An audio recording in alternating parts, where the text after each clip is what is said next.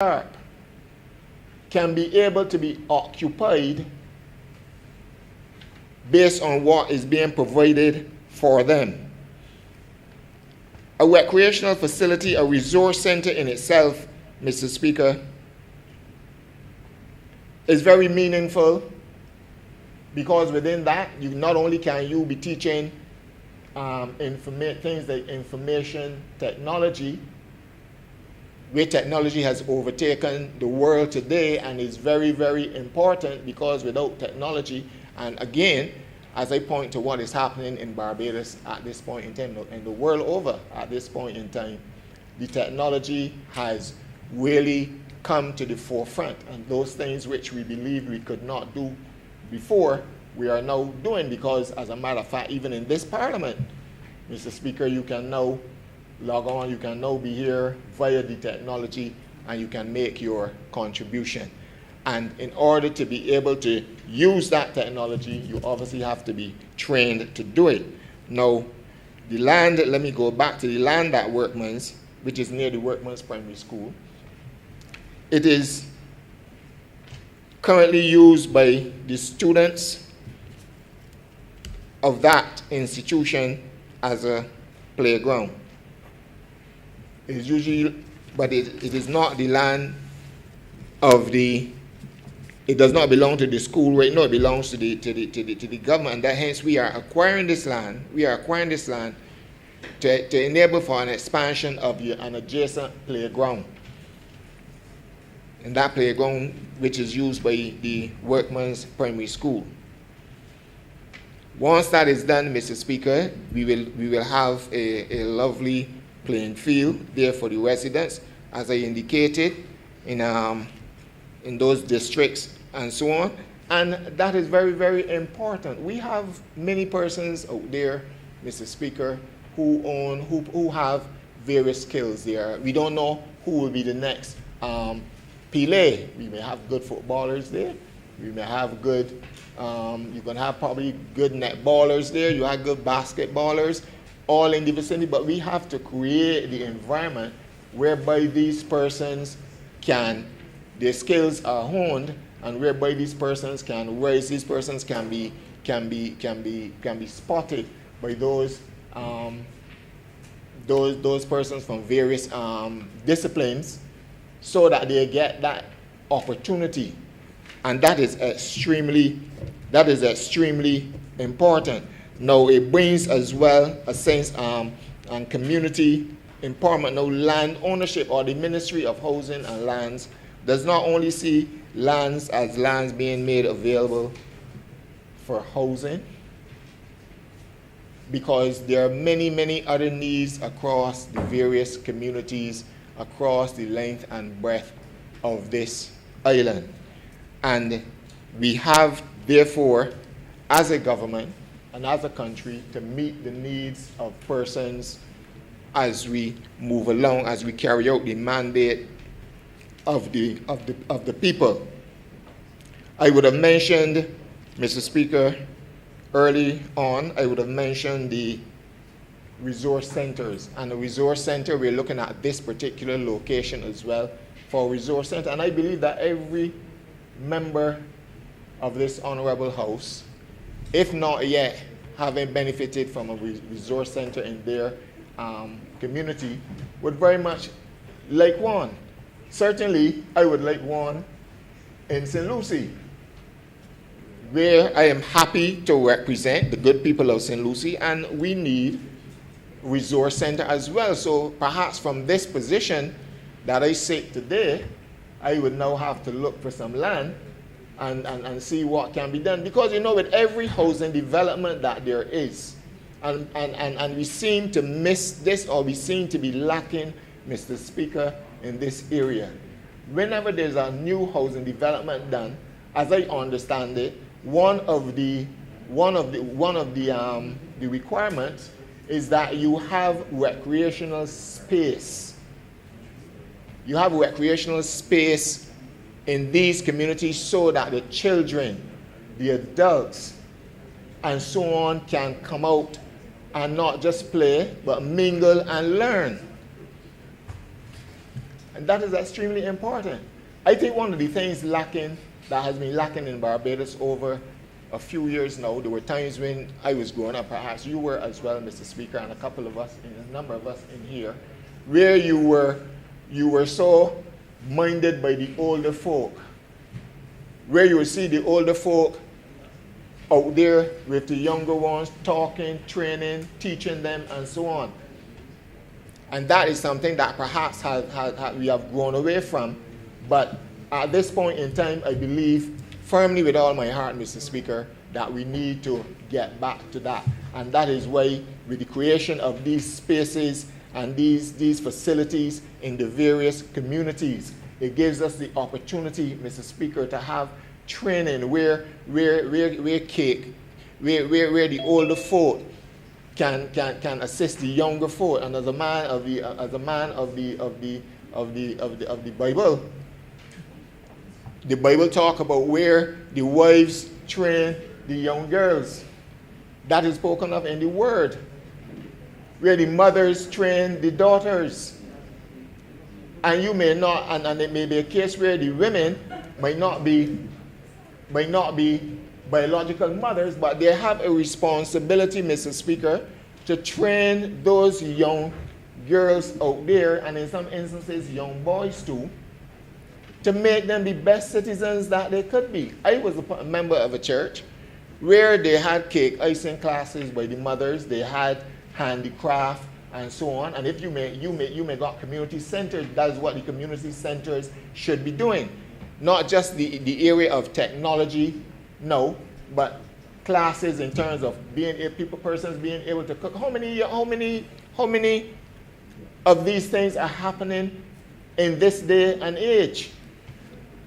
Or have we moved, Mr. Speaker, to the age of the fast food? And I don't have anything against fast food, but I certainly believe that as we have these facilities, they should be used to teach, to train our youngsters, whether male or female, in all the areas that would make them well-rounded in terms of what they can do, because you have to survive in a world today, Mr. Speaker, that does not promise you anything.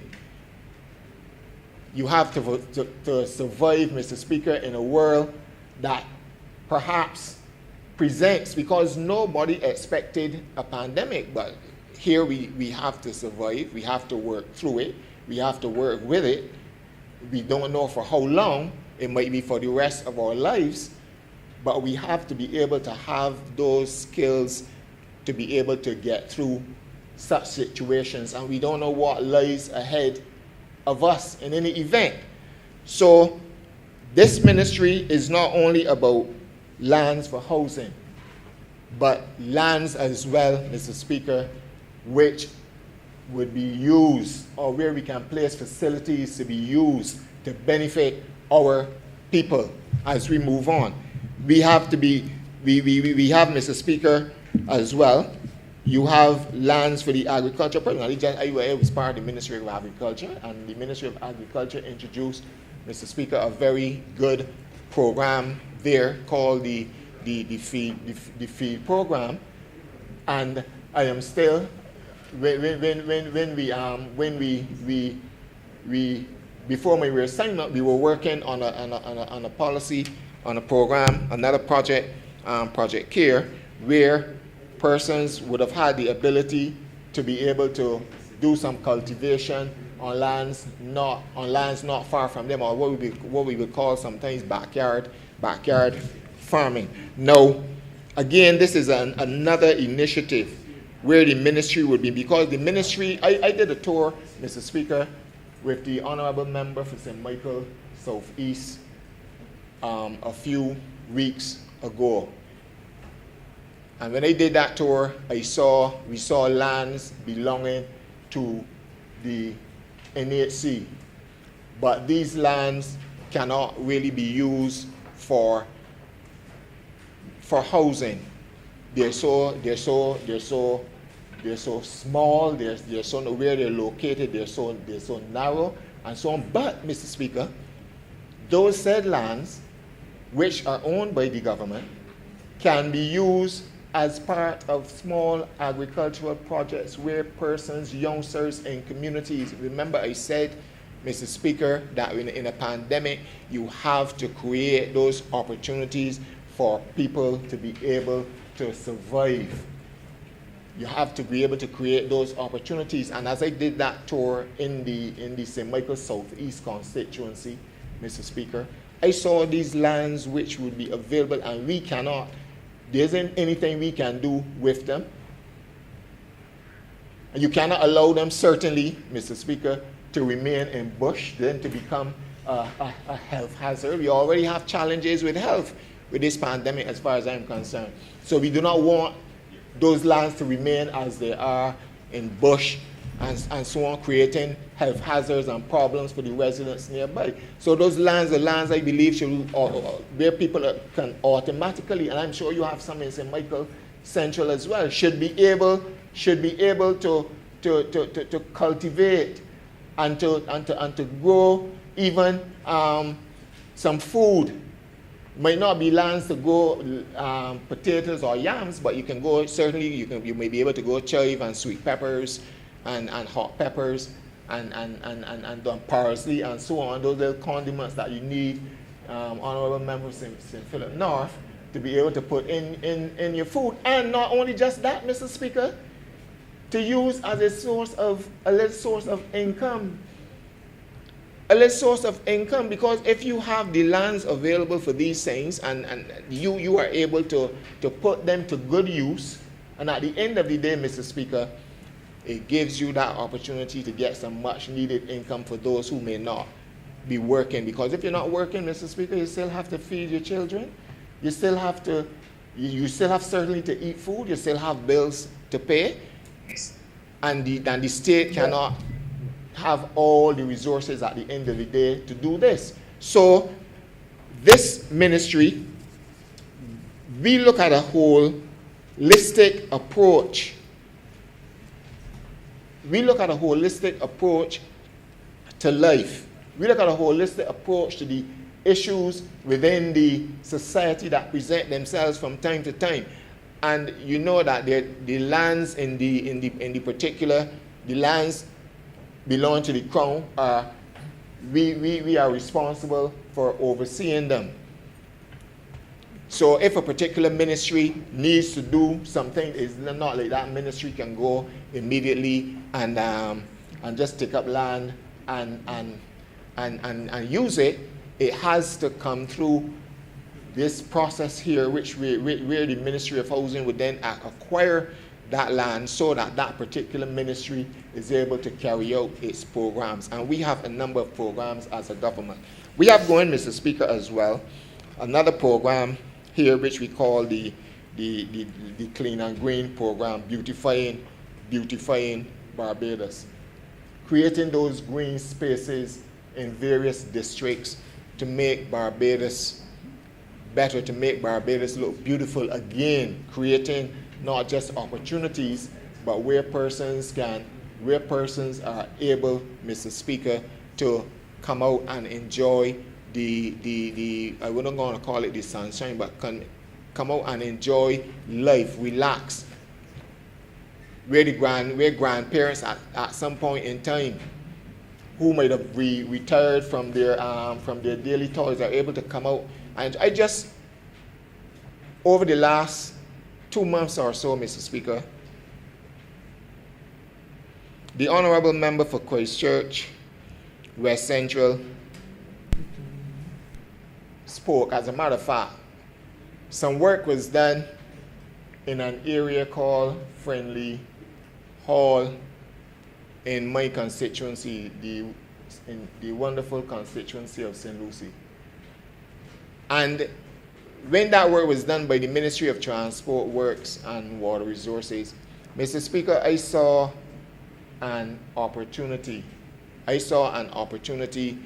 To be able to do something generally for the residents in the Broomfield, Maycott Stairs, Friendly Hall, Husbands areas. Land there, a lovely space, but nothing happened in it. And I approached the honorable member for Christchurch West Central, and I said, through the NCC, I would like a park established in that area, a good green space. And it was done. It is still a work in progress. But you could imagine the amount of comments that I get as I go through that area in the constituency, where persons are extremely happy to have that park where they can just come out and relax and spend some time with their families on a Sunday evening or on a Friday evening, to just come out there and relax and so on. And this is what we do across this country now. When you look at that, I'm certain that there are other members in this honorable house who benefit or who would have already benefited from such. And if you haven't as yet, I'm almost certain that it is something possible. You can start looking. If you find a piece of land in your constituency and it cannot be used for no other purpose, at least you can approach the Ministry of Housing to be sure of who's the landowner, and if the government is the landowner, and even if the government is the landowner, so that you are able to create these opportunities and do these things across your constituency as a member parliament, because everybody wants to see their constituency uplifted. That is the reason that we are here, because we came to do better for our country, and the country is made up of parishes. The parishes are made up of the different constituencies. Not every constituency is a complete parish. For example, St. Michael is whole about 11, right?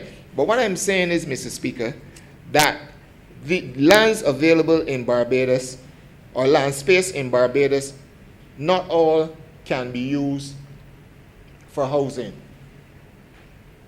Not all should be used for housing in any event, because you have to create those opportunities, you have to create those spaces, Mr. Speaker, where members of the various communities can come from work and they can relax and they can also play. Where you can, for our youngsters as well, Mr. Speaker, where you can have that opportunity to better yourselves, even as we go through this environment called, or this pandemic called COVID. Mr. Speaker, I would want to take the opportunity as well. There are times we have come to Parliament, and we have to come to Parliament as a ministry to acquire lands as well for the purpose of road construction. And I particularly want to talk about this, because as you go through some communities, there are persons who do not have proper access to their homes in the 21st century Barbados.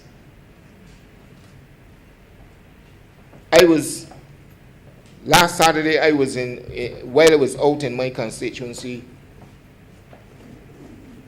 the rain fell, and constituents from that particular area showed me, I saw first the hazard that it is to get from their homes to the main road. We lived at a time where you had persons years ago having to walk with 2 pairs of shoes. And the honorable member from St. Peter could attest to this, because we are from rural constituencies. We are not from constituencies in town, so to speak. But where persons do not have proper access, and those persons not having proper access, sometimes this ministry has to acquire land to be able to create proper access for such persons in such districts. Sometimes there is a problem, Mr. Speaker, and this is one of the things that I pointed out as I spoke to that constituent on Saturday, where you may have land ownership is an issue because you have to take off a foot here on one side and a foot there on the other side to create, Mr. Speaker, the proper width or space whereby you can do road improvement. And sometimes, Mr. Speaker, that becomes a problem. And I would want to appeal to persons, to landowners, in situations like these. You have to give consideration to your brothers and sisters. I don't know if you have this problem in St. Michael Central, Mr. Speaker, you know, where it is an issue when government wants to create better for the citizens by constructing a new road, a new pathway, anything of that sort, where the land becomes an issue. And then government has to move in because we are interested in improving the lives of our people. Government has to move in and do an acquisition. Now, I know persons have issues with acquisition, and they have that issue with the acquisition in some instances because having acquired the land, the reimbursement or the payment for that land takes too long. Takes too long, and that is an issue which we as a government, we aim to address, or we're actually dealing with it, because you cannot, in all fairness, acquire some person's land for development and improvement of others, and you have to look at it in this way, that while you are doing that for others, you cannot disenfranchise, or you cannot, what people may say, you cannot owe then persons forever. Because if you acquire the land, then the persons get paid. And that is why persons have challenges. And we know that there was this problem. This problem has not now started. This problem would have started a long time ago. And this government is making an effort that once there is land acquisition, we have to find the resources. We have to find the money, let me put it that way then, to be able to reimburse an individual who as a result would have lost the value of that property which they own. So the acquisition comes for various reasons.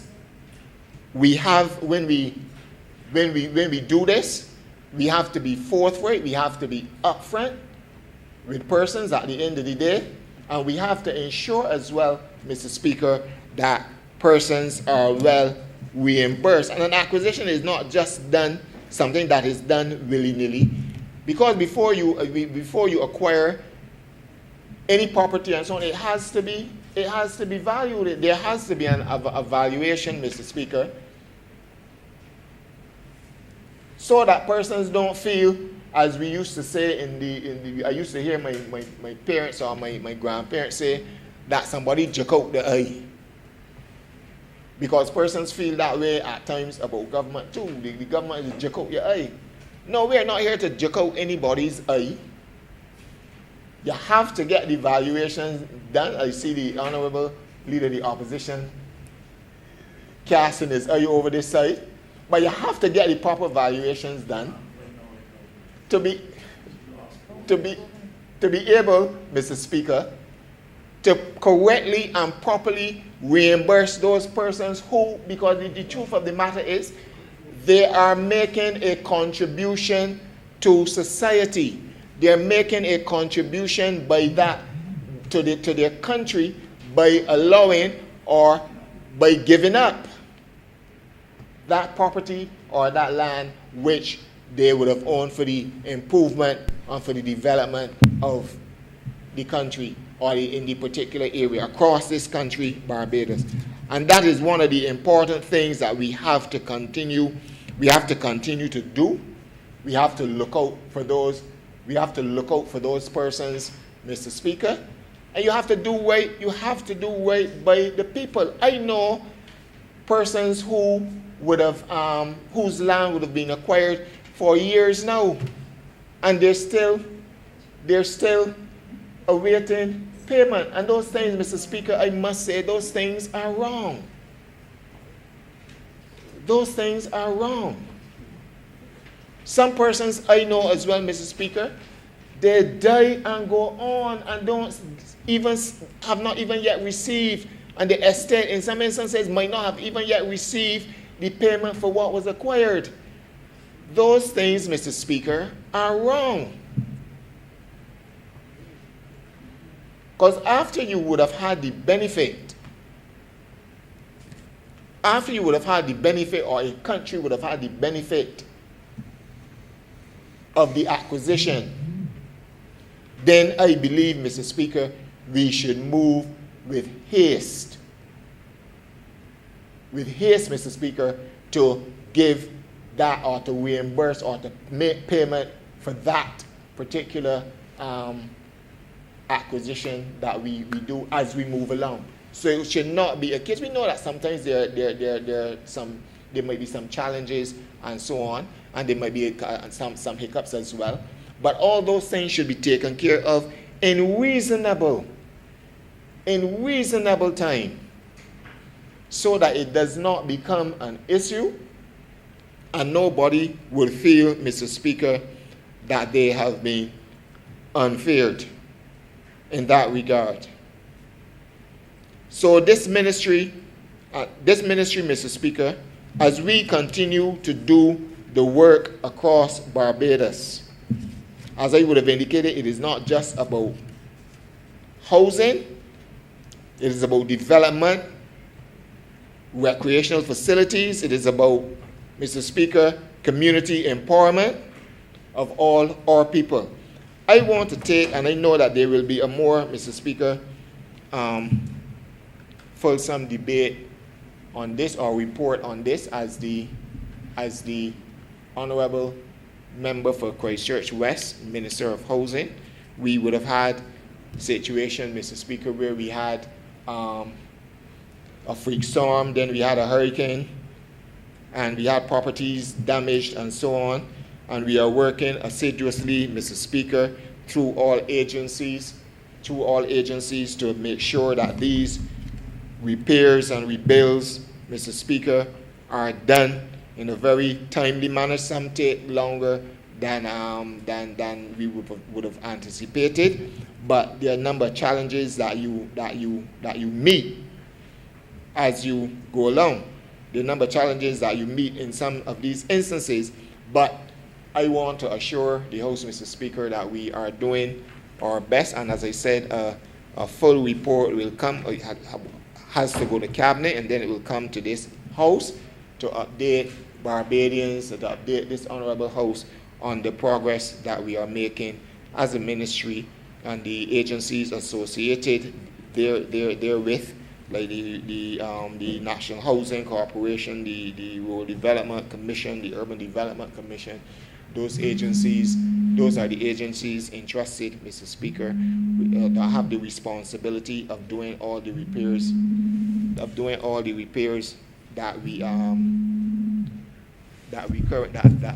they are in.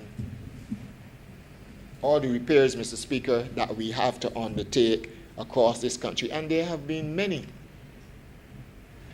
There have been many, Mr. Speaker. I remember,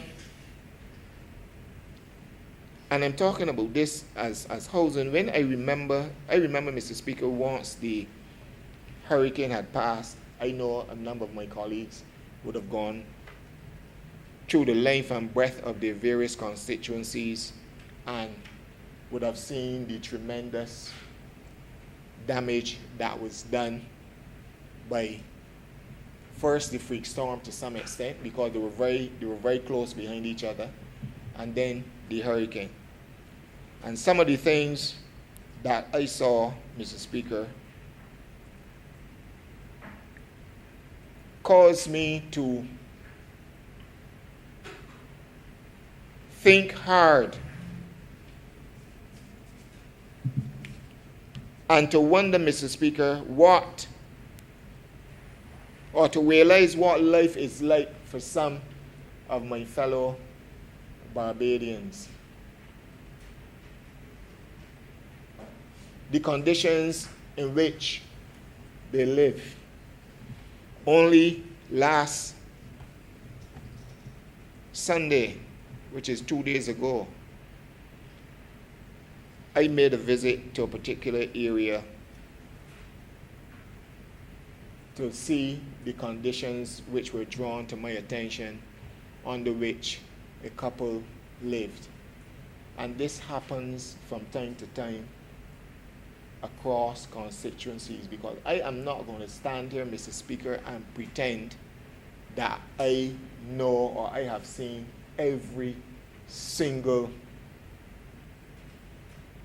situation, or I'm aware of every single situation within my constituency. And I dare to challenge anybody to say such, because there are things that have to be drawn to your attention. And there's nothing wrong with that. What would be wrong is after it has been drawn to your attention, if you do nothing about it.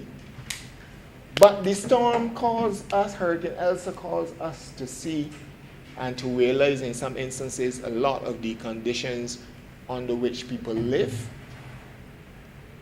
how their homes have been constructed, whether they can withstand, and you don't wonder, or there was no wonder then that you would not in some instances you did not have that kind of the kind of effect or the kind of damage that you had, because when you look, Mr. Speaker, and you see what has happened, you realize that this would have had to happen at some point in time because of the conditions under which persons have lived. And we have to,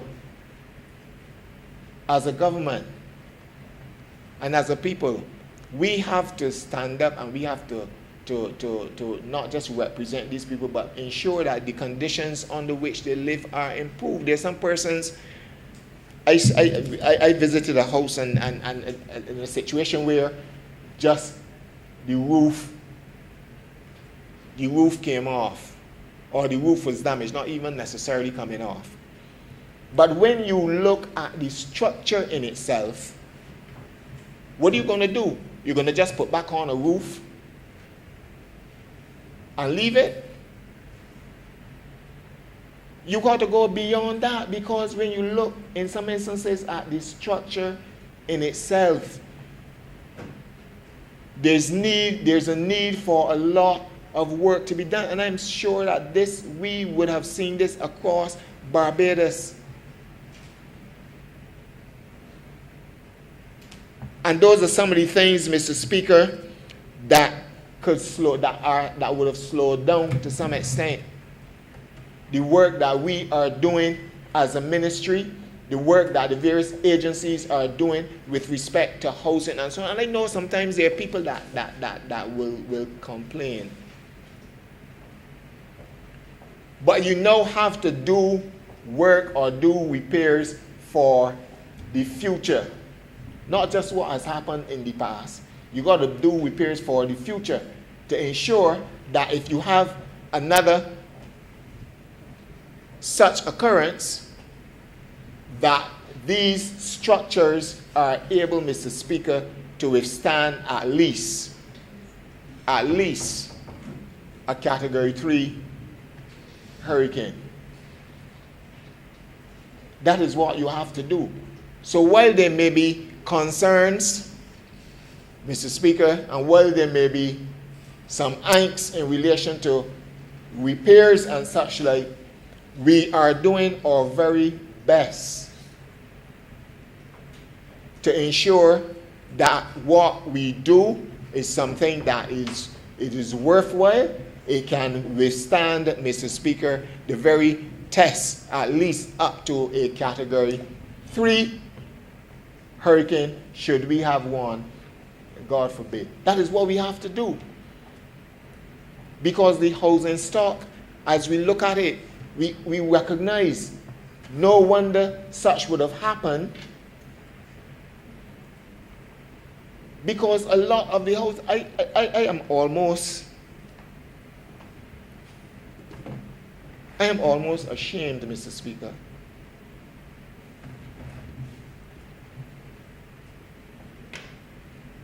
I am almost ashamed. And this must not now just be a concern of a government, but we have to address, Mr. Speaker, all these social issues within our country. Seriously address them. And it is not a work that can take 3 months or 6 months. It is not a work, Mr. Speaker, that require just MPs or ministers. Mr. Speaker, it requires all of us as a people. All of us as a people, Mr. Speaker,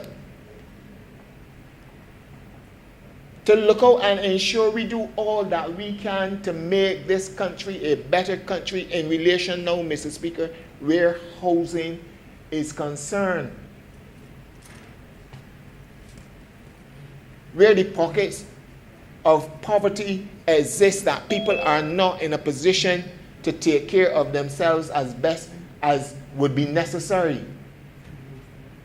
And with all the agencies that we have, Mr. Speaker, it has to be a concerted effort at the end of the day. It has to be a concerted effort, because we cannot allow persons to fall by the wayside. We cannot allow persons to fall by the wayside. And as a Christian person, Mr. Speaker, I have a heart to reach out to people.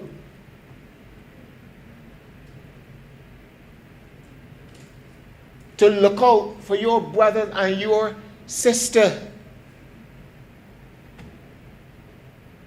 in various communities.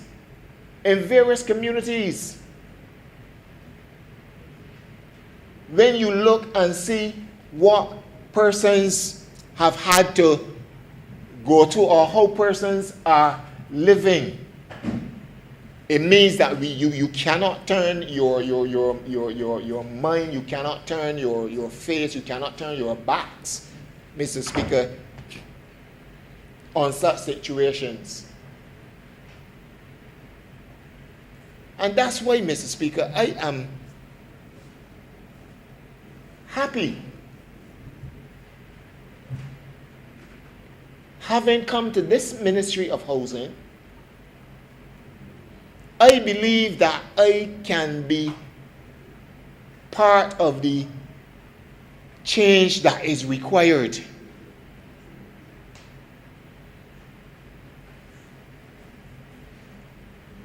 Because we must also have change in attitude and how we deal with people.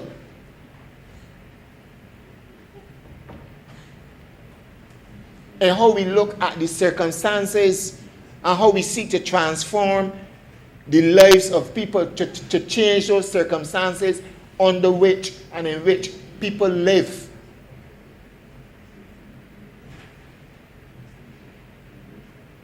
It is not to be for the glorification of anybody.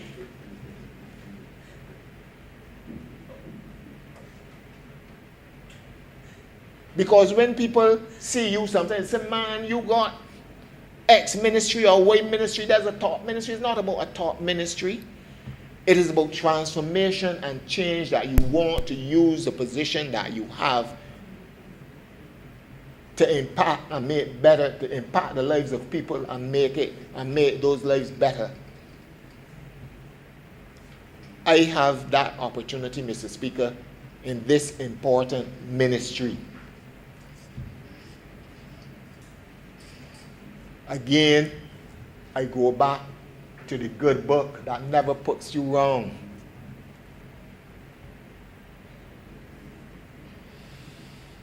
You have to be able to change people's lives, because remember, there's a part of the scripture, and I know the goodly bishop would agree with me here. You don't want a situation where the good master tell you, I was hungry and you didn't feed me, I was thirsty and you didn't give me drink. You don't want that situation at all. But we want that every single case, bar none, that we come upon or that is drawn to our attention, to be able as best as we can, and based on all the resources, that we have.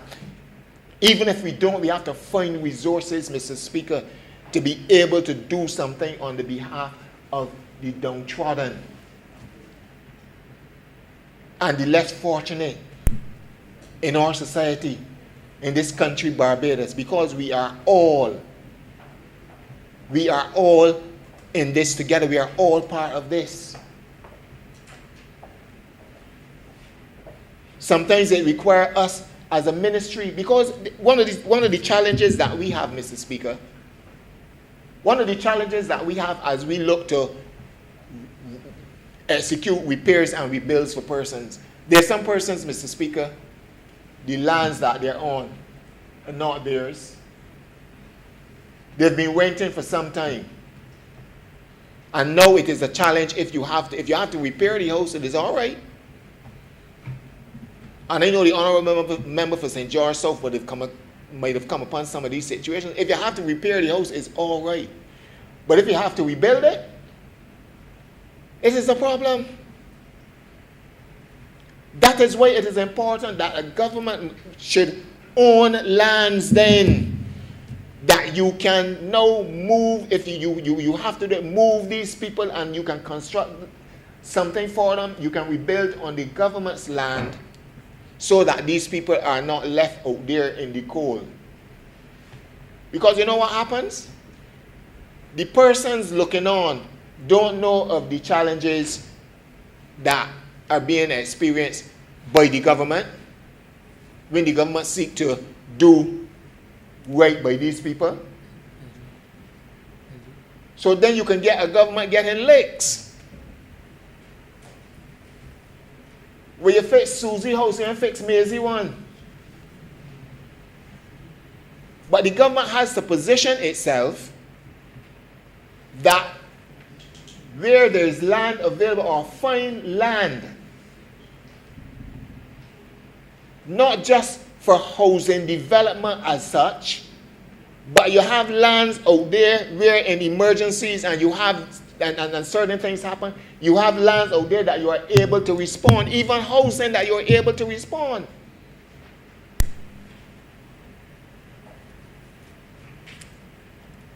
One of the things that has been a pet peeve of mine, Mr. Speaker, is that sometimes you have a house fire too, and persons are then at the mercies of others.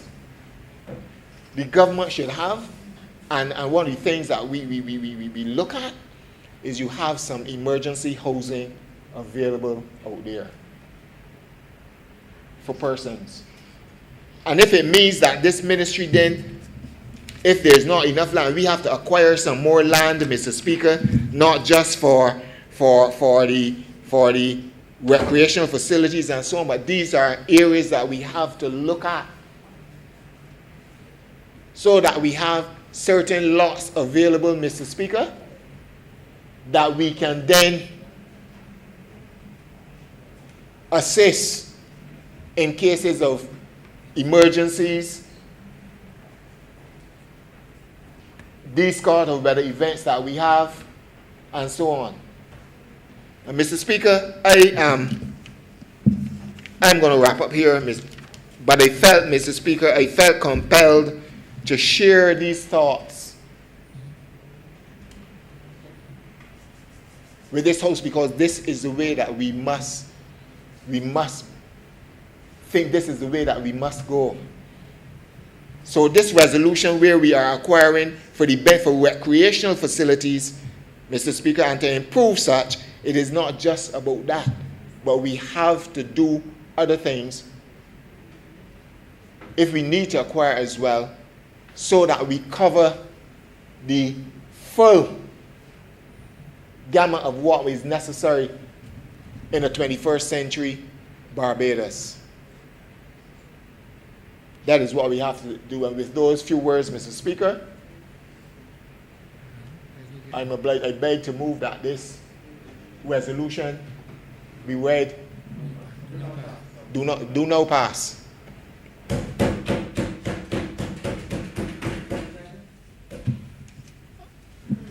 Honorable Sir Michael West. Thank you, sir. Mr. Speaker. I was inquiring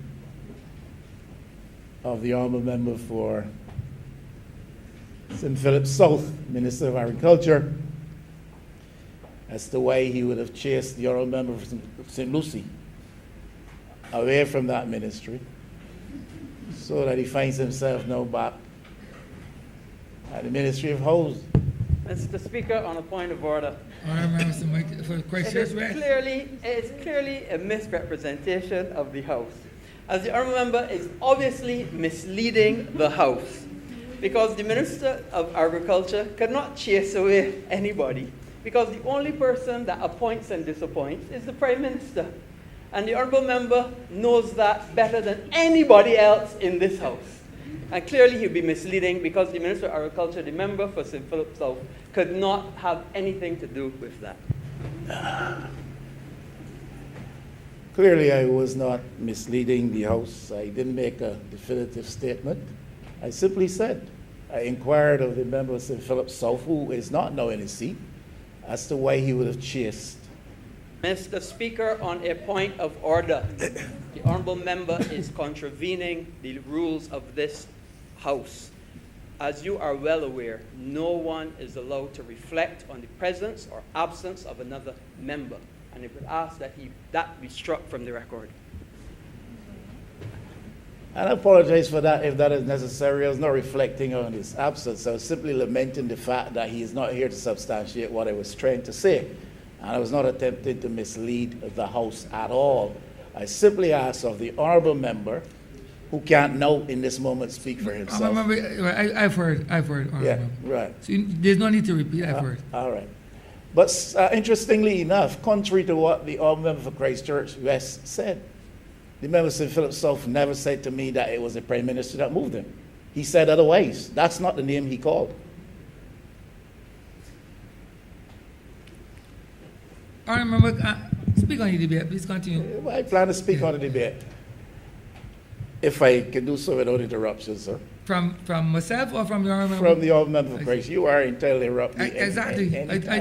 I just want to put it in perspective. I don't feel interrupted when you intervene, Yes, Mr. Speaker. You are here to give us guidance. But I would want to go on, because it was not the Honourable Prime Minister, I was told, that caused him to flee.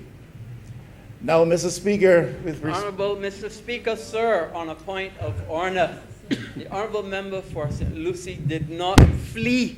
And for the member for St. Michael West to suggest that the honourable member fled is clearly misleading the House.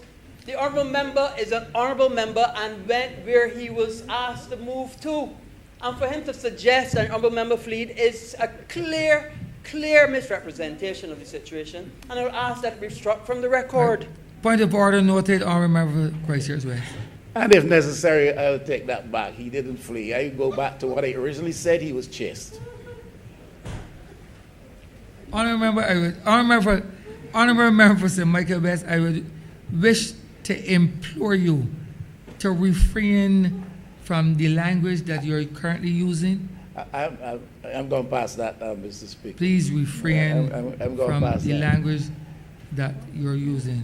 The honourable member obviously has, that is a member of St. Lucie who last spoke, obviously has a passion for housing, because he spoke at length about housing and I thought we were on a land acquisition resolution with reference to recreational and sporting facility. But there was a lengthy dissertation on the matter of housing. So obviously he's now happy where he is, Mr. Speaker. Now, I want to raise a question, and maybe since the honourable member for Christchurch West feels so energized today, perhaps he can provide me with the answer. Or maybe the answer lies with the honourable member for St. George South, who is the minister responsible for sports at this time. But I know that it was a declared policy, long ago, a declared policy, that recreational facilities, especially at the community level, would be managed by persons resident in the community.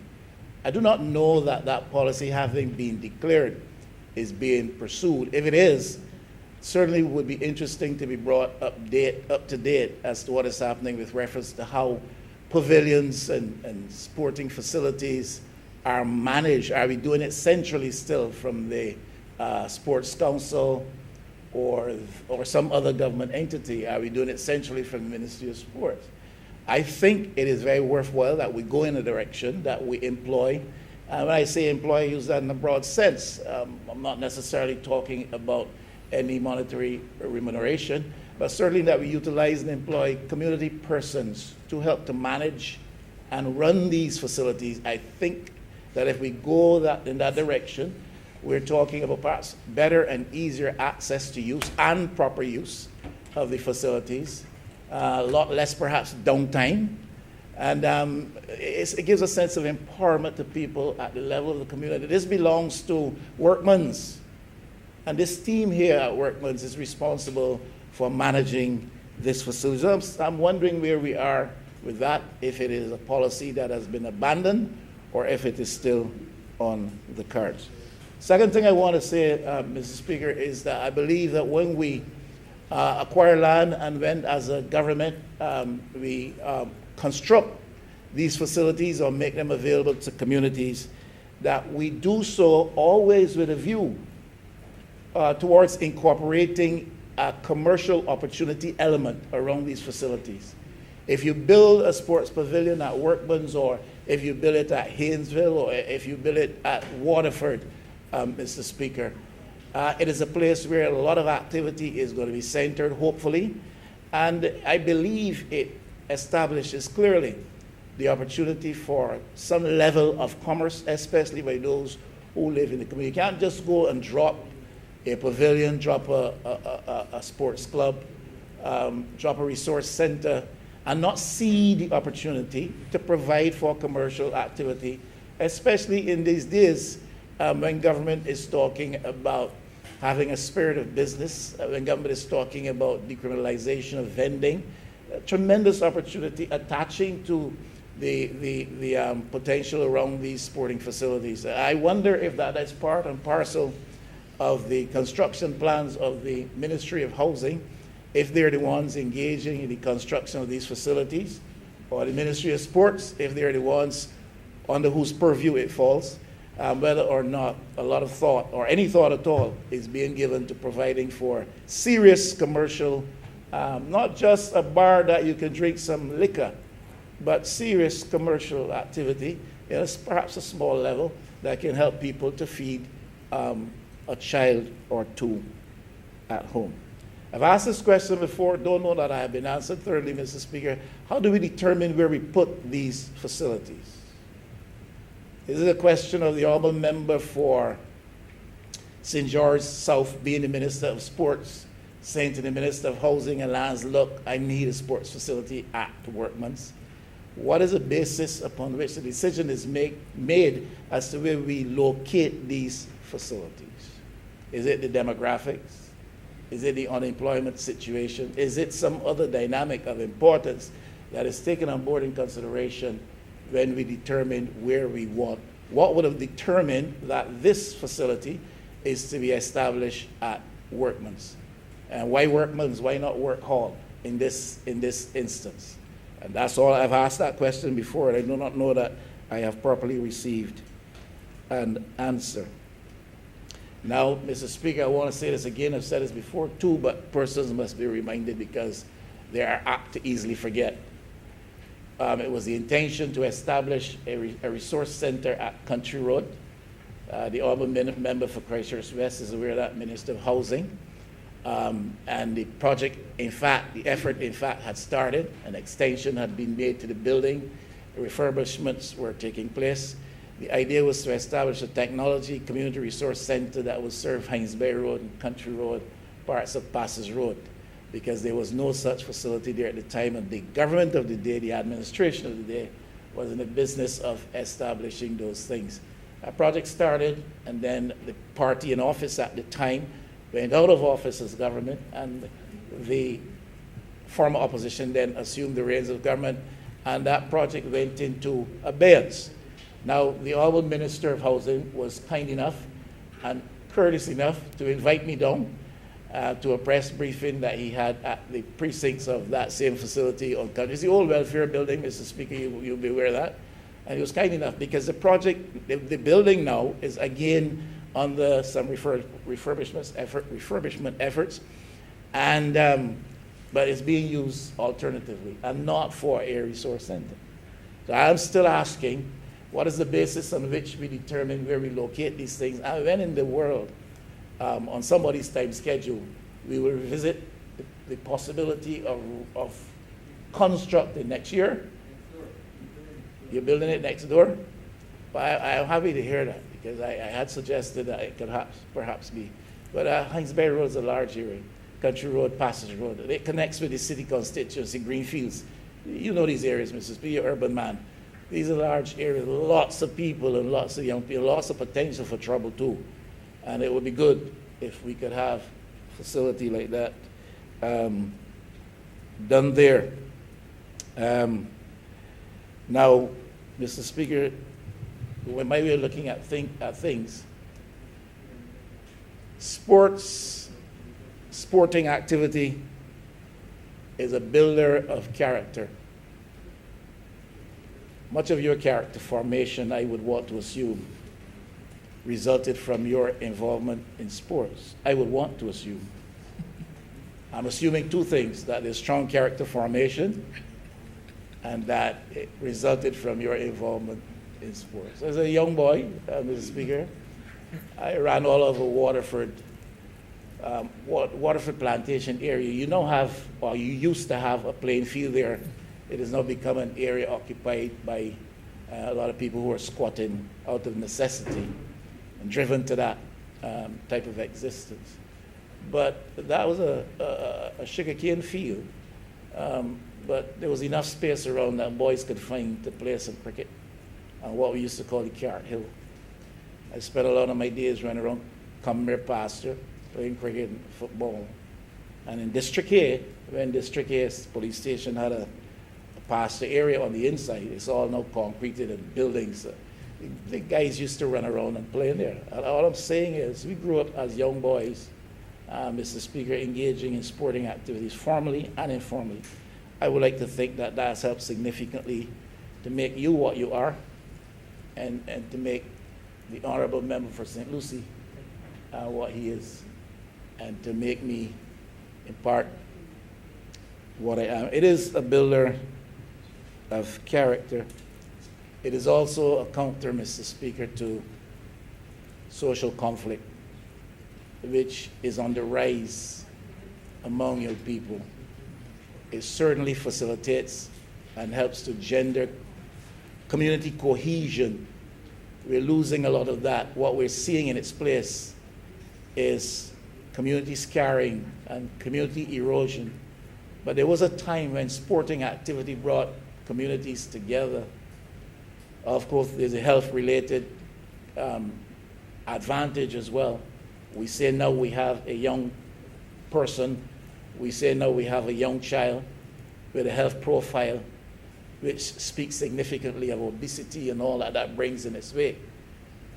And perhaps children today, even at school and in the informal and in the informal arena, are not playing enough together.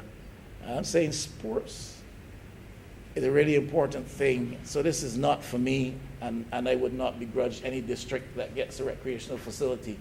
I certainly will not begrudge Workman's. and certainly will not begrudge you all members of St. George South, because this sporting thing is important. It seems to me that we're losing the instinct, the impulse for it among our young people and our children today. Perhaps it's the presence of the technology, perhaps it's the dynamics operating in the community that create that disposition that you want to stay away from certain situations. But this sporting thing is very, very, very important. I'm sure, Mr. Speaker, you're a humble man, and you have learned the virtue and value of humility in ascendancy. You learn that in sports. You win the game, you are in ascendancy, but you learn humility. I think what we learn from the outside world in much of what we see in media sports is that the big-headedness is there. The swell-headedness is there.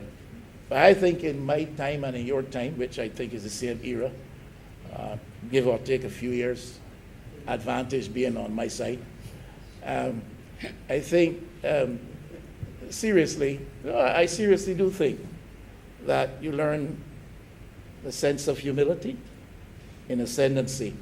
So when you're on top, you don't kick a man because he's down, because you've ascended, because you come out on top. You don't see that as being such an advantage that you ride on that wave and you care nothing about the other fella.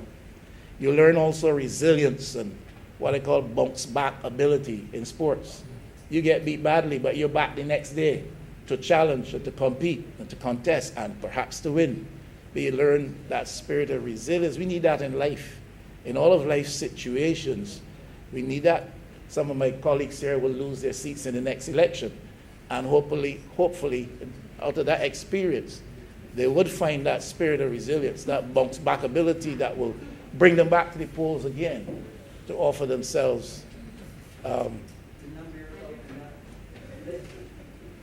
But I have lost already, and here I am again. I know what resilience is with respect to that. I know what bounce back a bit. I'm talking to those, through you, Mr. Speaker, to those who are new and here for the first time.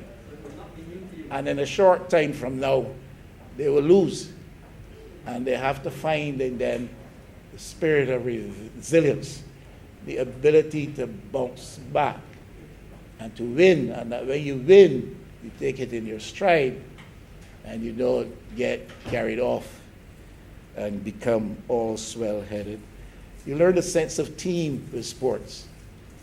Are these things important for our young people? Are these things important for our children? Are these things important for our community? Conflict resolutions. We got guys now want to be very hostile and violent with each other.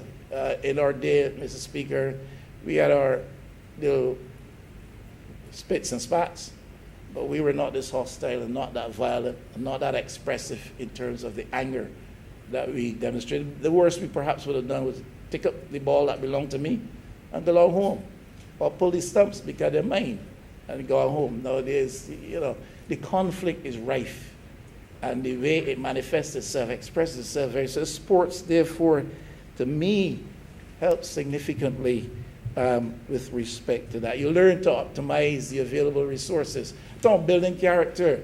You're not just dropping down a pavilion in Fustic. Talking about building character. You learn to optimize, maximize the use of what limited resources are available to you. You know the things you played football with, things you played cricket with, Mr. Speaker. Fellas today won't play cricket and football with those things. But we had a bare minimum, and we made do. And in life, sometimes you have just the barest minimum. What do? You don't throw up your hand and give it. No.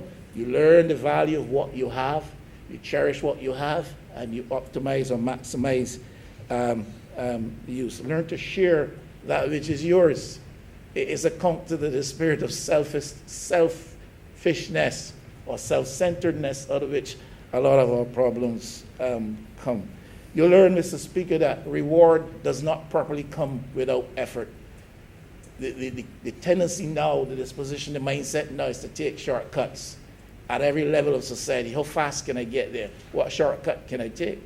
But you learn in sports that reward does not properly come without the effort that you put into what you're doing. And that talent, Mr. Speaker, is not everything. Temperament is also important. And a lot of us as adults would do well to learn that it's not only about skill and talent, but temperament, the disposition, the mindset, the attitude that you bring to life's situations, sense of community. I didn't plan to speak this long, but all I'm saying here, Mr. Speaker, we need to allow our people to manage these facilities. We need to properly locate them for the right reasons. We need to remember St. Michael West in our agenda and in our planning.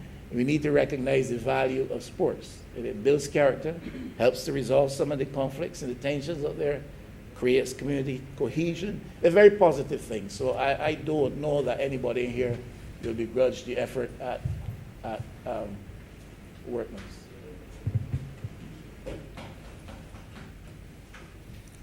I remember Don't be St. shy. George South. Thank you, Mr. Speaker. Let me join this debate that speaks directly to Quarrenland for a wonderful village and the wonderful people of Workman in that wonderful parish of St. George and that wonderful constituency that I represent so dearly, St. George South. I also want to start by thanking the member for St. Lucie and also the member for Christchurch West, who journeyed with me to St. George over a year or so ago. And I want to set the record straight that this acquisition predates us as a government. And indeed, studies were done to determine the suitability and the placement of this, what I call not a recreational facility, but a resource facility. Because we are siting or acquiring half acre of land.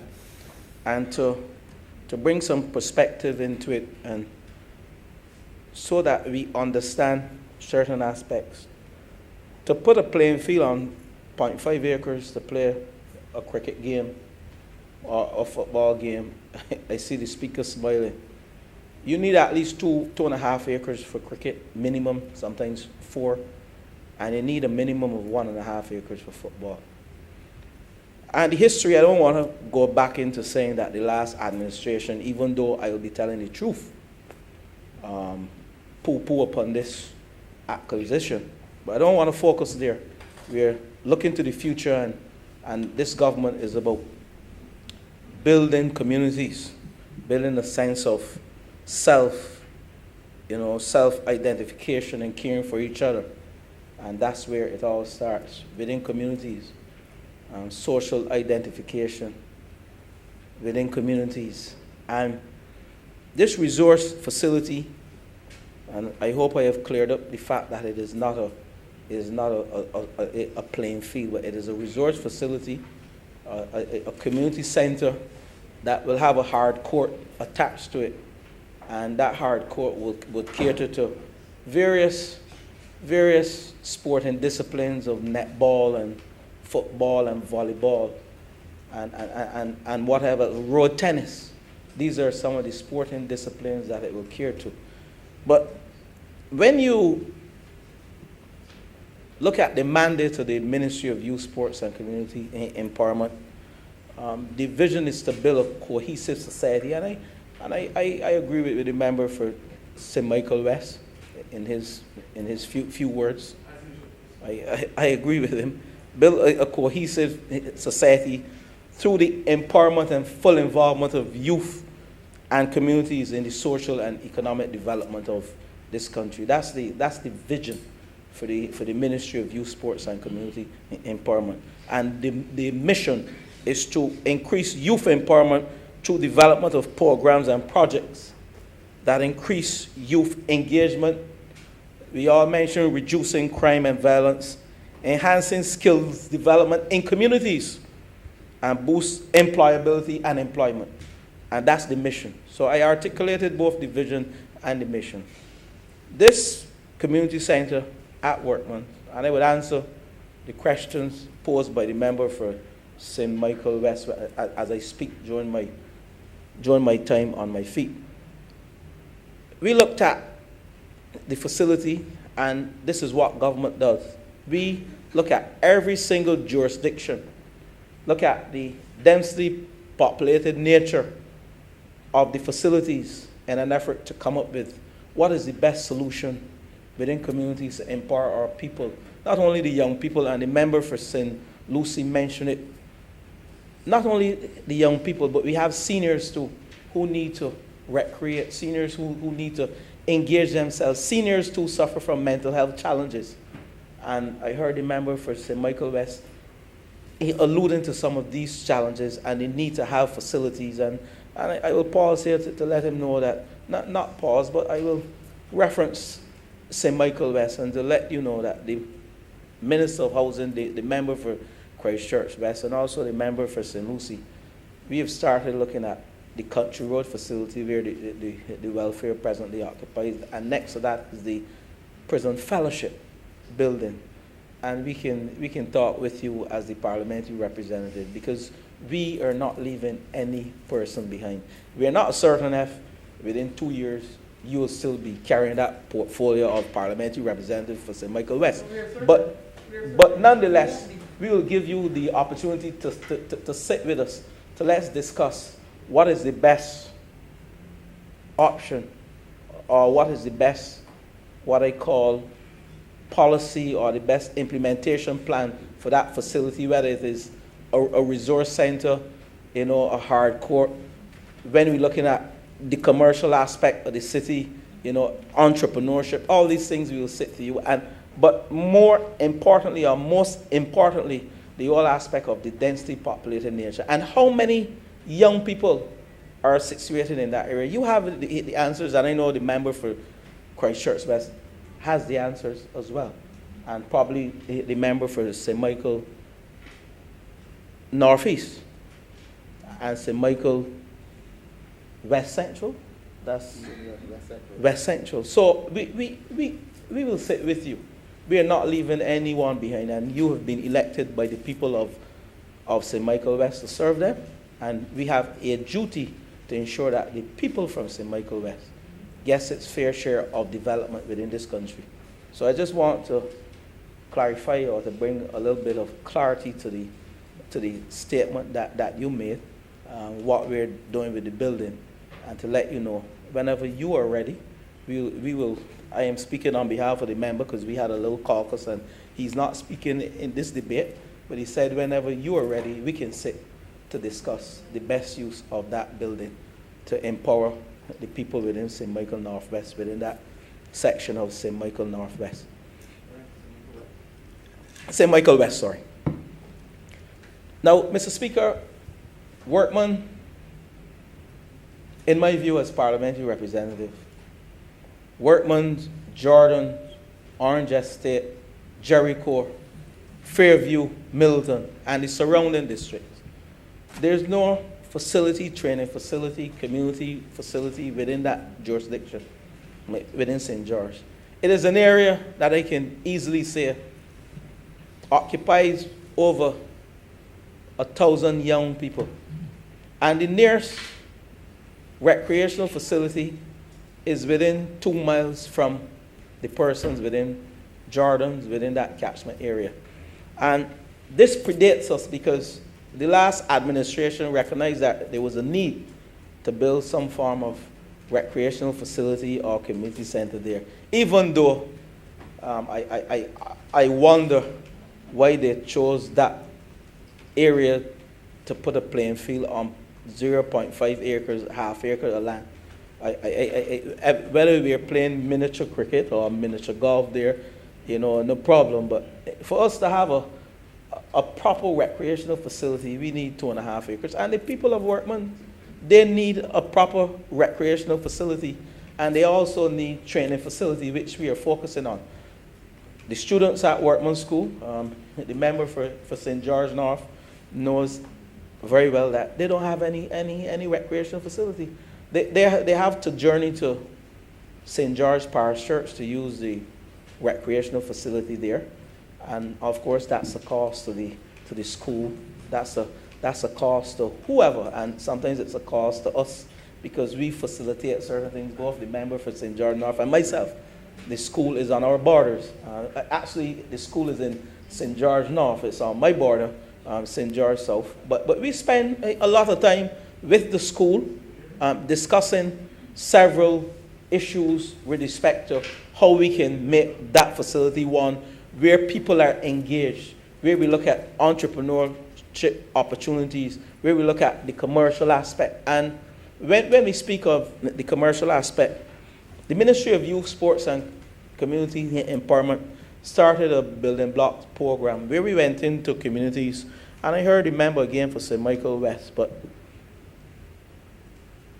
we started this program back in 2018.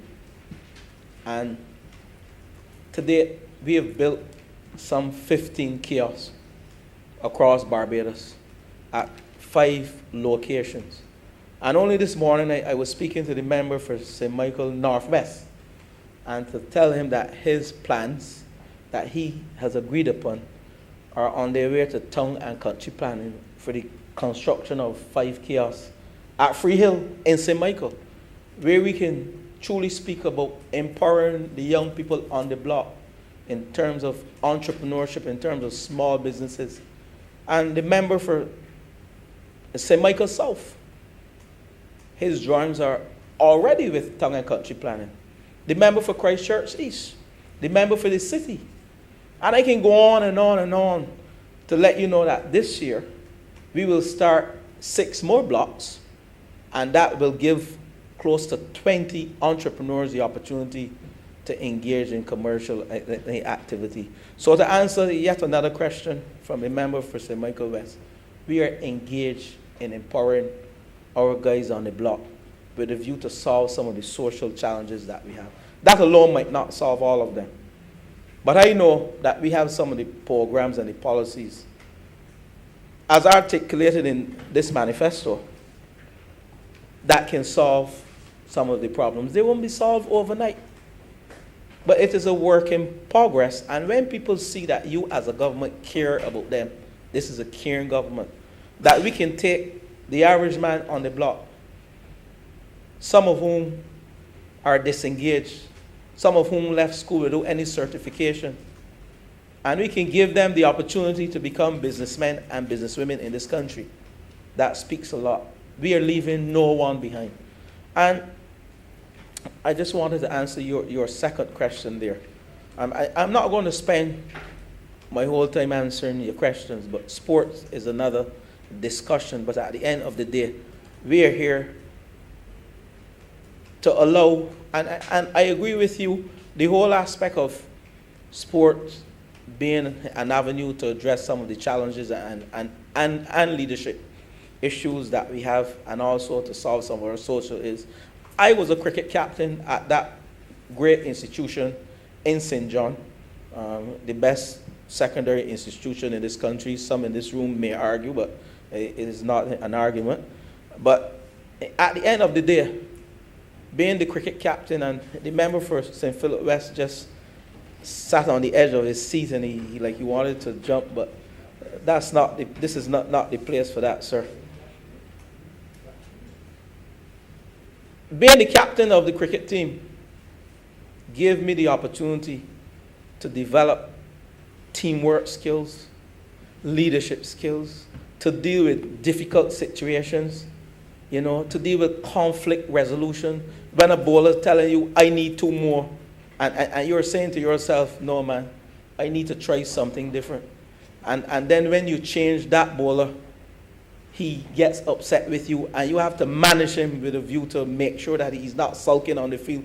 So I agree with you, member for St. Michael West, that sports is a powerful tool. Nelson Mandela said sports has the potential to unite the world, but it also has the potential to solve a lot of our problems in this country. And we as a government recognize that, as articulated in our manifesto, and we have set about on a path to address some of these issues. So Workman facility may not be able to hold a football field or cricket field, but I, as a parliamentary representative for St. George South, we're looking presently to acquire some land so we can have a field that we can play football, we can play cricket, and we can have some more sporting disciplines to capture most of our young people and also those who are not so young, because we believe that the time is now for us to really do most of our infrastructural improvement projects. And I want to thank the member for St. Michael West Central as well, because he just joined us. Member, I want to thank you, and I'm blowing your trumpet for the work that you are doing for the people of St. George. They knew the member for Christchurch West, but I think you came and you stole the cake, and you know what I'm talking about.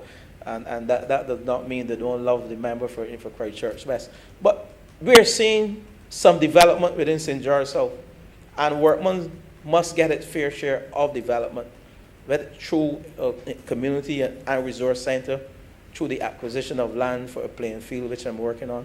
And there are some other communities within St. George. The Tues community, we don't have any recreational facility there. And we have close to 200 to 300 young people within Tues. What are parents going to do with these young people at a time like now, when we all are battling with the pandemic, the COVID-19 challenges? We as parents, and we as people, and we as guardians, we need some place for our children to recreate.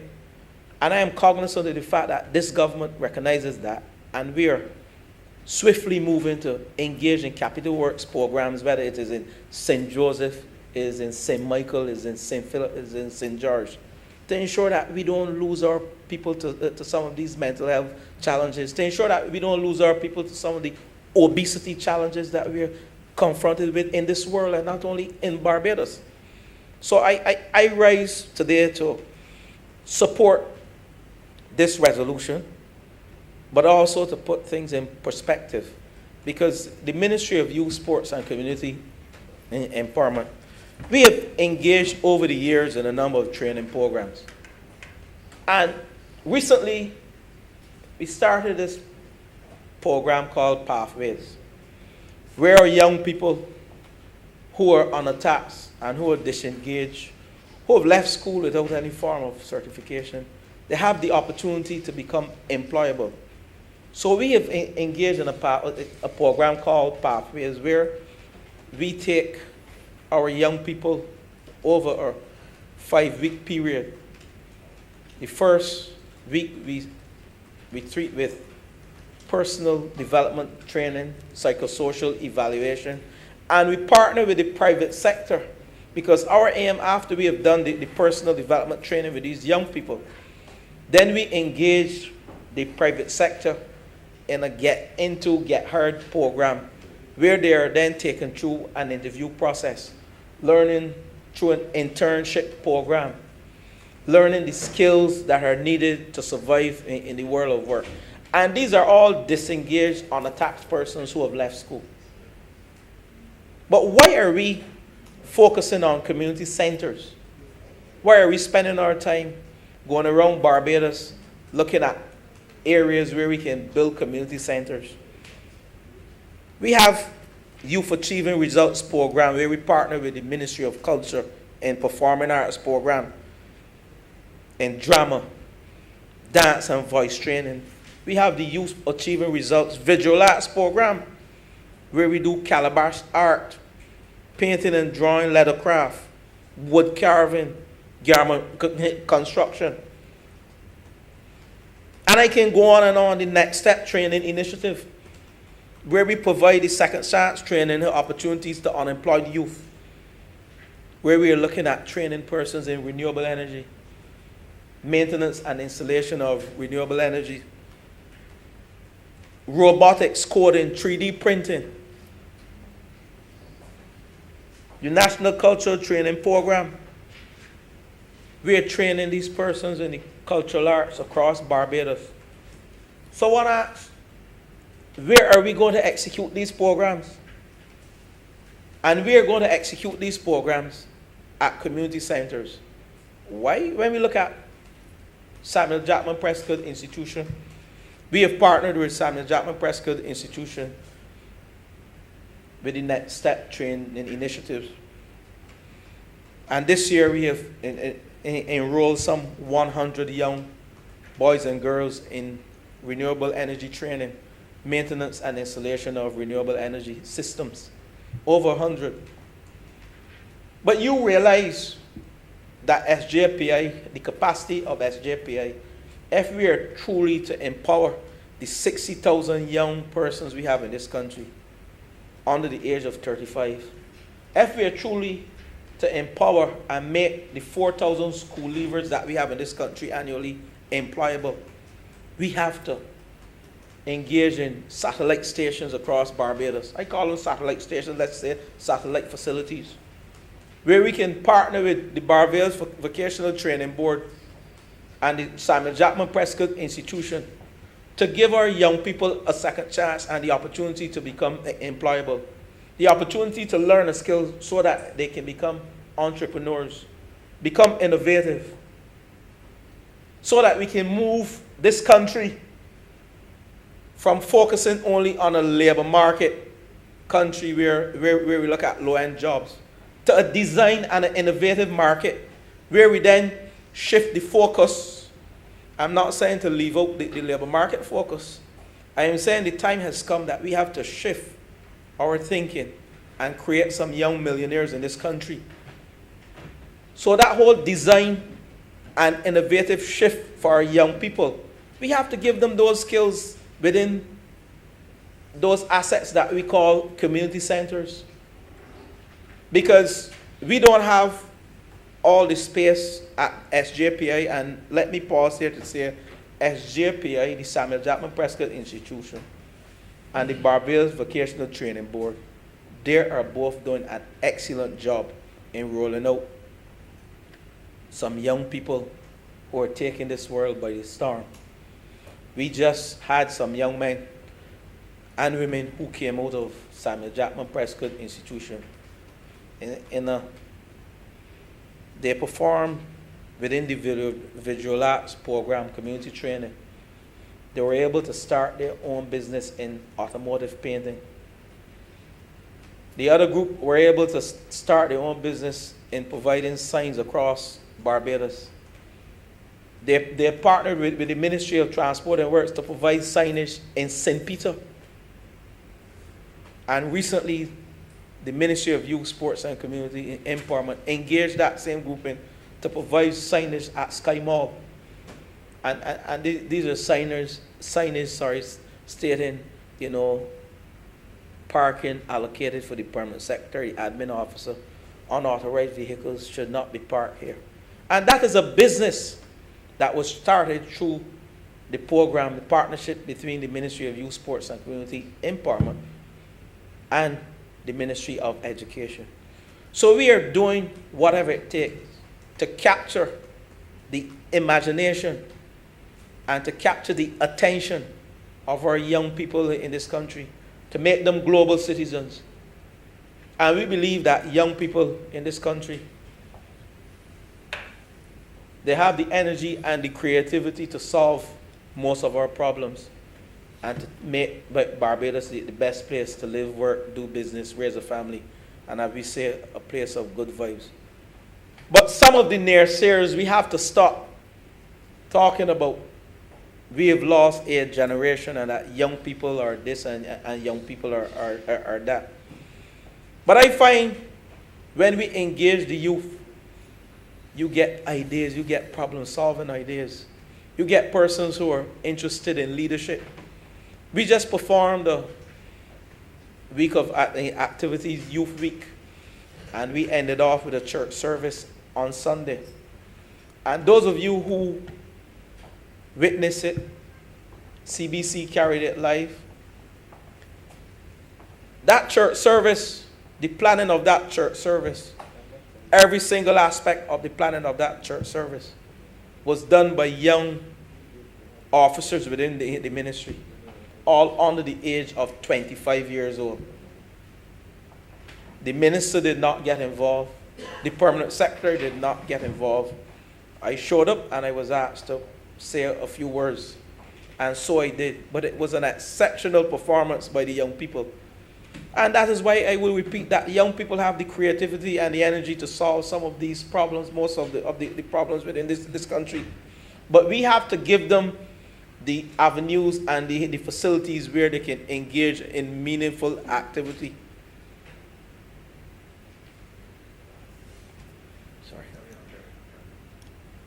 Sorry, Mr. Speaker. Yeah. We engage in a national summer camp program annually. COVID has impacted it. We provide some 45 camps to accommodate over 3,500 to 4,000 campers annually. And we spend, as a government, and I must make this clear, before coming to office, summer camps cost millions of dollars. Millions of dollars by the last administration to host a summer camp.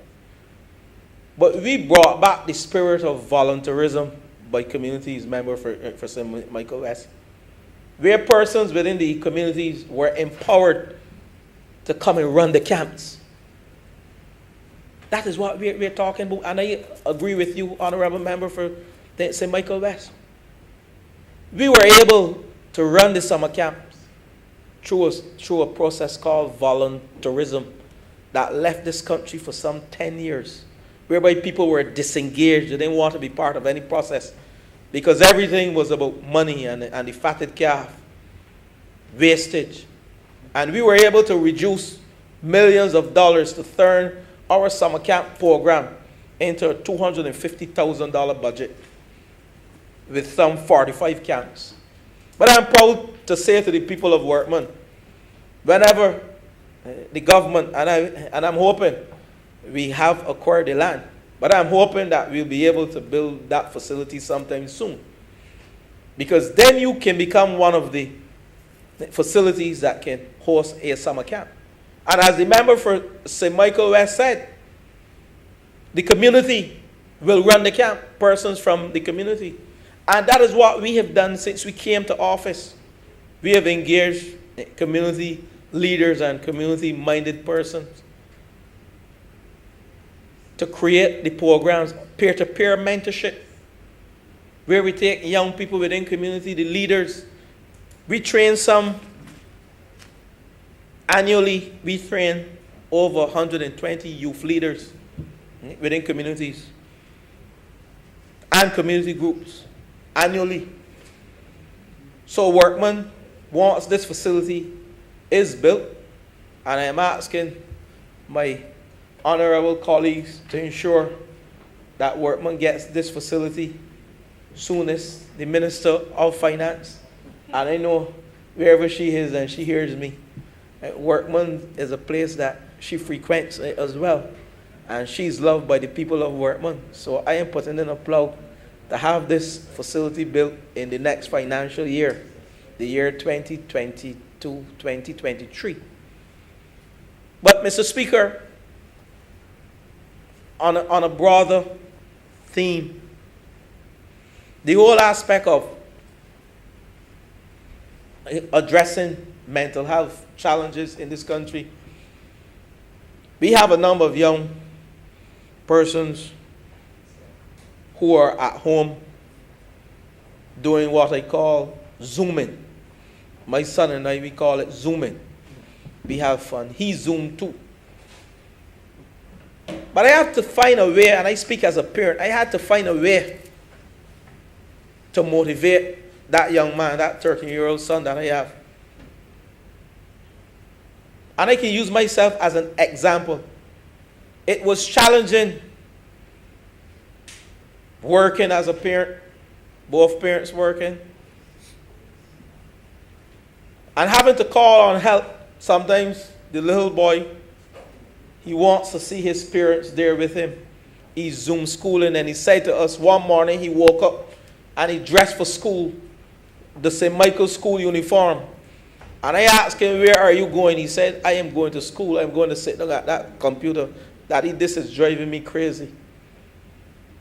And I'm using myself as an example. And I only have one child.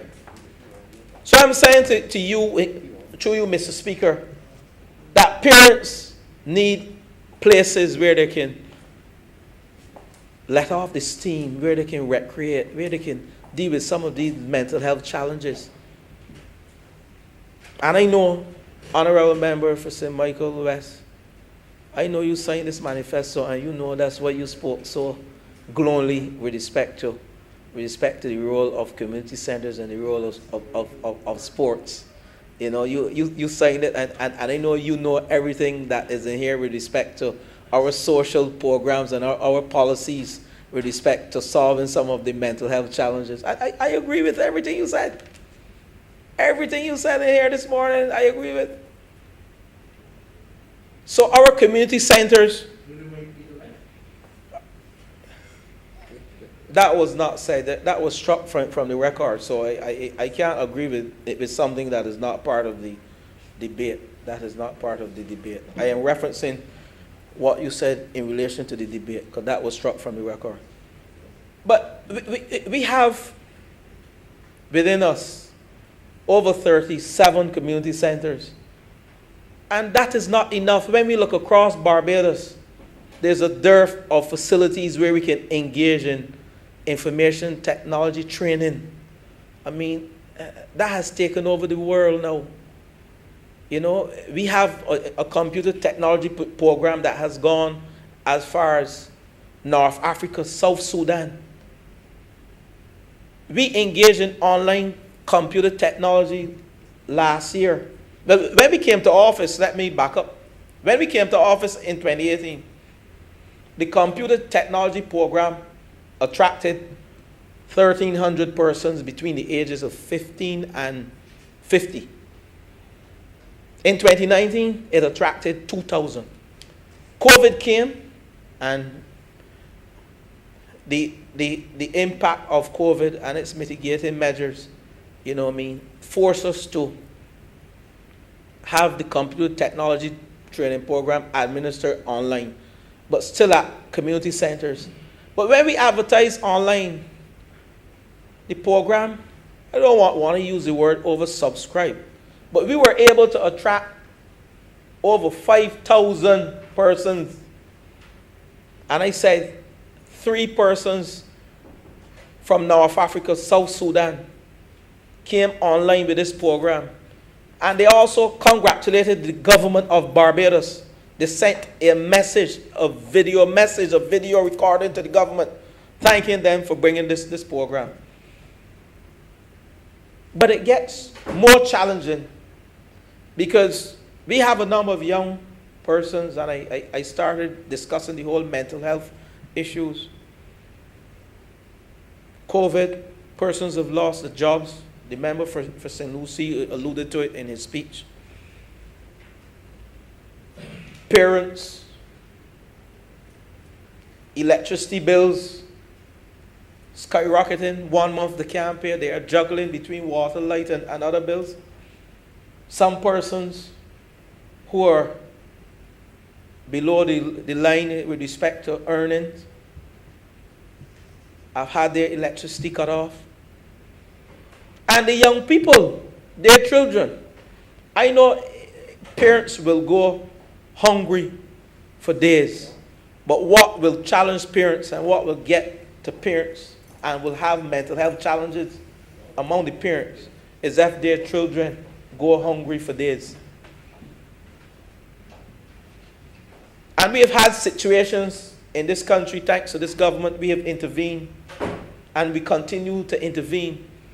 The parliamentary representatives, including the member for St. Michael West, this is not political now, this is real. We all have intervened in solving some of these social problems within households to keep families together. Because families begin to crack, the whole fragment, begins to tear apart when there are financial issues among not only those from a lower socio-economic background, but from the wealthy too. When financial issues creep into families, you see the cracking within that fabric in the family. And we have had to intervene. But we are seeing a number of young boys and girls in this country. Presently, I am driving around with 3 tablets. This evening, I have to journey to certain places in St. George to distribute these 3 tablets.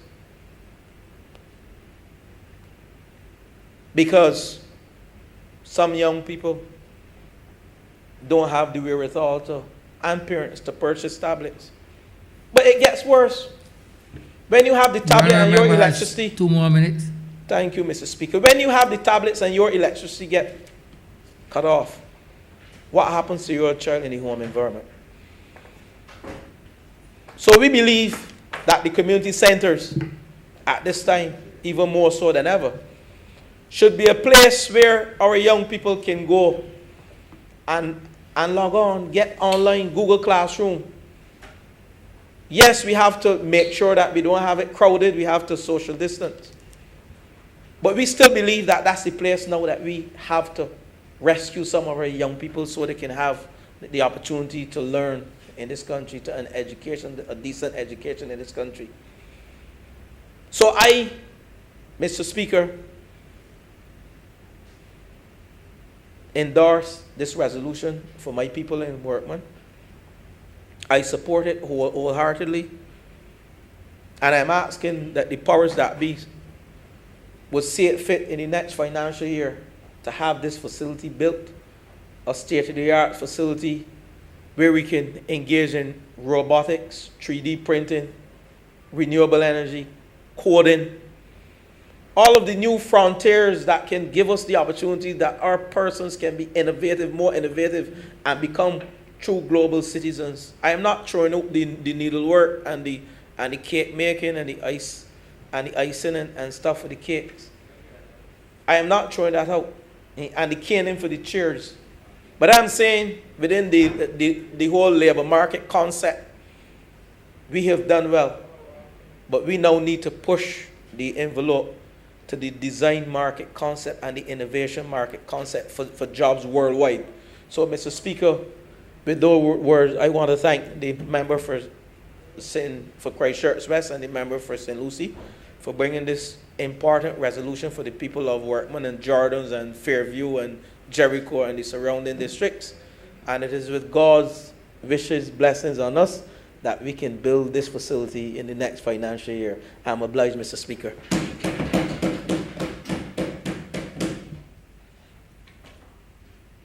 Honourable Member for Christchurch South.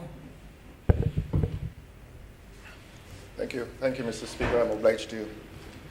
Admittedly, Your Honor, when I came here today, I was expecting to speak on a different matter, so that if you find me a little unprepared, it is because on my way to a more comfortable seat, the Honourable Member for St. George South intercepted me and told me that he is insisting that I should speak in support of a matter of great importance to his constituency, and this is sometimes a brotherhood, and I do not object to speaking as requested and suggested by my colleague, beg your pardon, on a matter that pertains to his constituency. One may think that it is parochial, but there's an aspect to this resolution that is not so parochial after all. It relates itself to the question of an acquisition of a small area of land for the purpose of recreation. Now, I will begin anecdotally and say to you, Your Honor, that when I first went to primary school, apart from the classes and the rigor of those classes, sometimes on Friday afternoons they would take us out into the playground and tell us, this is a games afternoon. And that activity was disjoined from the more rigorous classroom activity. And it was only when I went to secondary school that the language changed. They were no longer calling it a games afternoon. They were calling it physical education. And that terminology was a reminder to us then that recreation was to be considered a part of the curriculum of education. And that is important. That is rooted in certain Romano-Greek traditions, in that when the Greeks spoke to you of education, they spoke to you similarly as did my secondary school. You did your tuition in the classroom, the traditional subjects, but then when you retired to the recreational area, still it was considered a part of education. And that is in keeping with the Romano-Greek tradition of education embracing not only the strict curriculum of maths and English, but that it extended itself to the physical aspects of a child's development. And that is important. Now, when this matter found expression in the English grammar schools, and I say this because we are a part of that tradition. Whether we like it or not, we are a part of that tradition that finds itself historically connected to those parts of the world, to those parts of the beginnings of what we call Western civilization. And a similar practice was carried out in the English grammar schools, if we may call them that, in that physical activity and physical education and physical expression was considered as important as the classroom idea of education. Indeed, in the British secondary schools, grammar schools we call them, there was a language which emerged, and admittedly that language associated itself with the snobbery that existed in that society. It was said that those persons, the poorer persons in Britain who expressed themselves physically, who played in the streets, they call that games. They refer to that as games. Those were street games. But when that activity was expressed within the British grammar school, they called it a sport. And so the language reflected the snobbery that existed in that society. Still, the British, the English, in keeping with the Greeks and the Romans, considered physical activity to be a part of the entire process of education. And when they became adults, when young men became adults and expressed themselves on the field of sport, there was again that class snobbery that was associated with games and sport. There were some men who did it for a living, and they called themselves professionals.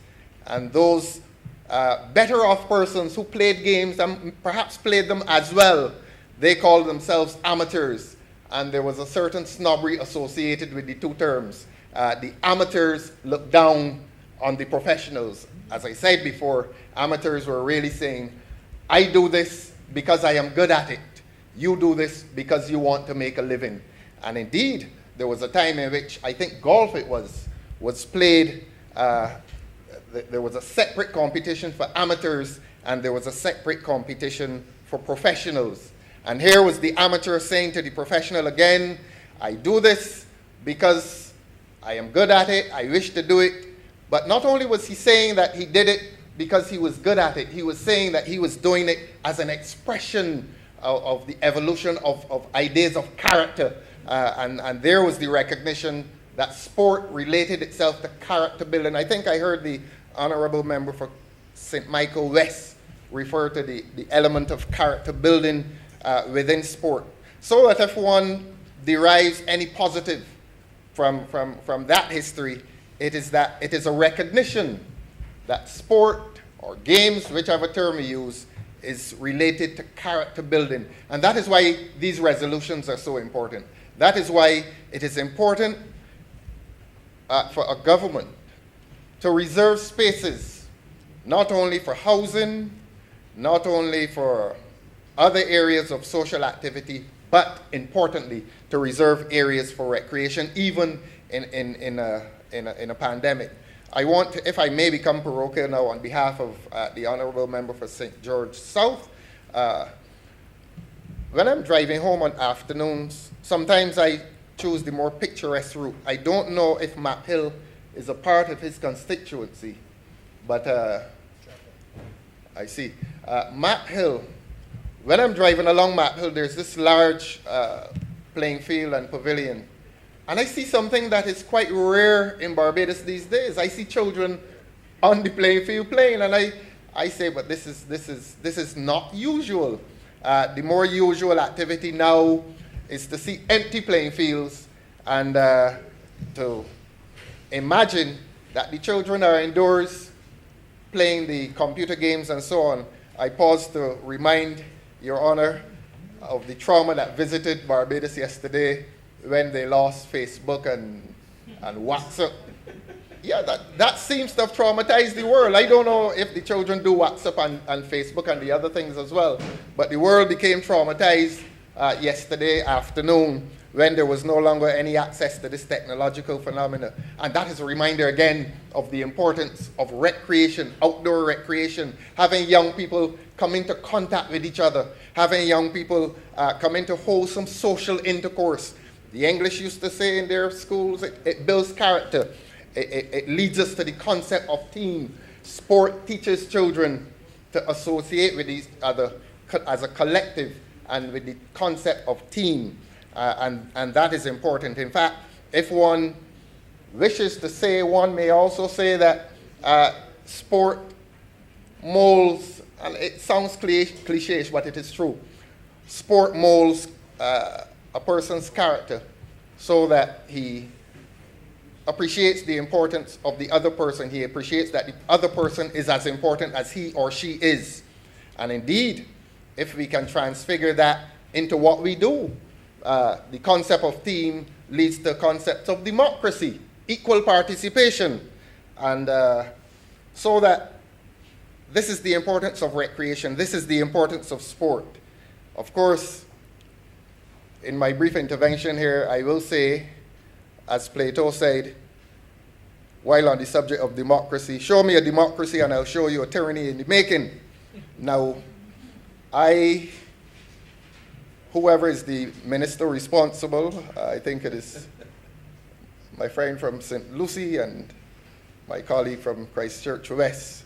I don't think you're tyrants. I've heard my friend from St. George South boast that he was able to do these tours with you, and therefore this resolution finds real expression today. And since there is no tyranny in the making in this democracy, I want to recommend to you a visit to a part of Barbados called Carter's Gap in Christchurch.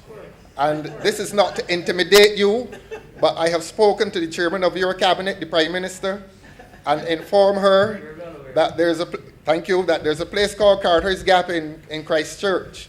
Now, the east of my constituency is not well blessed with many recreational areas. And that Carter's Gap area contains a large tract of land. And I have proposed to the Prime Minister that this area be acquired, not only for young men to play football, not only for men a little older to play cricket, but for old persons to recreate. Yes. I foresee that in the future our recreational areas will embrace older persons, because when we think of recreation, we tend to think only of persons 35. I think that's the UN designation of youth, 35 and under. Let us extend our recreational areas to embrace the older folk, even if they come out and play dominoes or worry, sit under a tree, even at midday, even at 3 o'clock in the afternoon, and engage in wholesome social intercourse. Carter's Gap offers that ideal location to change the lives of those persons who live there. Incidentally, it's in my constituency. I think I may have said that. And I thought I would seize the opportunity while supporting the resolution for my good friend from St. George South. Those people are so well represented, those people in St. George South, that I was, and I am happy that he intercepted me and asked me to support it. He reminded me that in 2013, when he held his first meeting, I'm really not supposed to be this brazenly partisan in here, but forgive me, Your Honor. He reminds me that the first meeting he held, I was the first speaker in a place called Jordan. And all Christians love a journey to Jordan. I've had the pleasure of immersing myself in the other Jordan, in the east, in Israel. But it was a pleasure to come to Jordan that night. I got lost after. I didn't know where I was going. But all that gives me pleasure to support this resolution and gives me the confidence, as I said, Your Honor, that these ministers, these good ministers, all two of them, urged on by their Prime Minister, will find their way to the constituency of Christchurch South and come to Carter's Gap, and they and I and all of us will do a survey of that land, not a survey like the professionals do, but a visual survey of the land, and they will find that it is so fit for recreational development. So with those words, I support the resolution. I support this government in its initiative to do good by the people of Barbados. I'm obliged to you, sir. I remember for St. Michael Northwest. Mr. Speaker, sir, I take this opportunity to give my support and to endorse this resolution that was laid in this honorable house by the honorable member for St. Lucie. Sir, when people don't have anything to do with their time, they are more likely to get involved in trouble and crime. And how do we as a government intervene, Mr. Speaker, sir? We intervene by increasing the number of resource centers across this island to benefit the youth across the various communities. Sir, having more resource centers will allow this government to create more opportunities for our young people and people in general, Mr. Speaker, sir, to embrace. Sir, I can say that I am fortunate and blessed to have a resource center situated in my constituency. And I have utilized the Deacons Resource Center, sir, to execute various programs since being elected to office to benefit my constituents, Mr. Speaker, sir. In 2019, sir, I had joined hands with the Ministry of Youth and Community Empowerment in association with the Northwest Alliance Foundation, and we executed a cosmetology program at the Deacons Resource Center. Sir, to mention, it was a successful program that benefited around 20 to 25 young aspiring cosmetologists between the ages of 16 to 29 years old, Mr. Speaker, sir, who had the opportunity to learn a skill in nail technology and makeup. Presently, I have an educational program ongoing at the Deacons Resource Center, the Northwest Alliance Foundation Literacy After School Program presently benefits those children who attend primary and secondary schools, providing assistance, sir, in various subject areas such as composition, comprehension, reading, and mathematics are being offered at the Resource Center. Sir, these are just some of the ways how more resource centers across this island can benefit the good people of this country.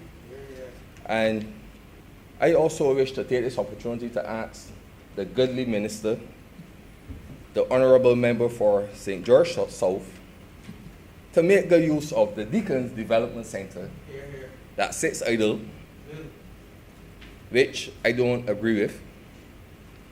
And I need to see the Deacons Development Center, Mr. Speaker, sir. I really need to see that center benefiting the sporting community within my constituency. My constituency consists, sir, of a lot of sportsmen and women, from football to cricket, to road tennis, to table tennis. Sir, just to mention a few of the sports.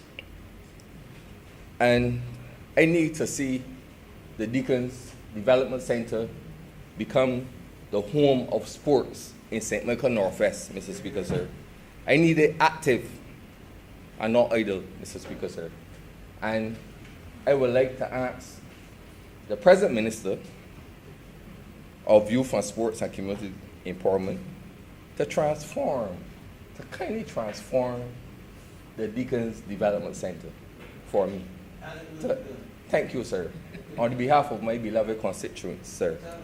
And, sir, I fully support this resolution, and I really hope that this good government, with the good leadership of our good Prime Minister, will continue to really create more opportunities to really benefit the youth and the people in this country.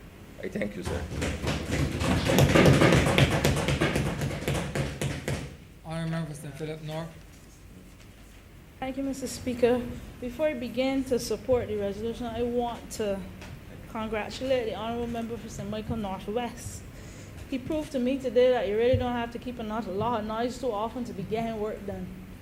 And I congratulate you. Proud of you. Thank you.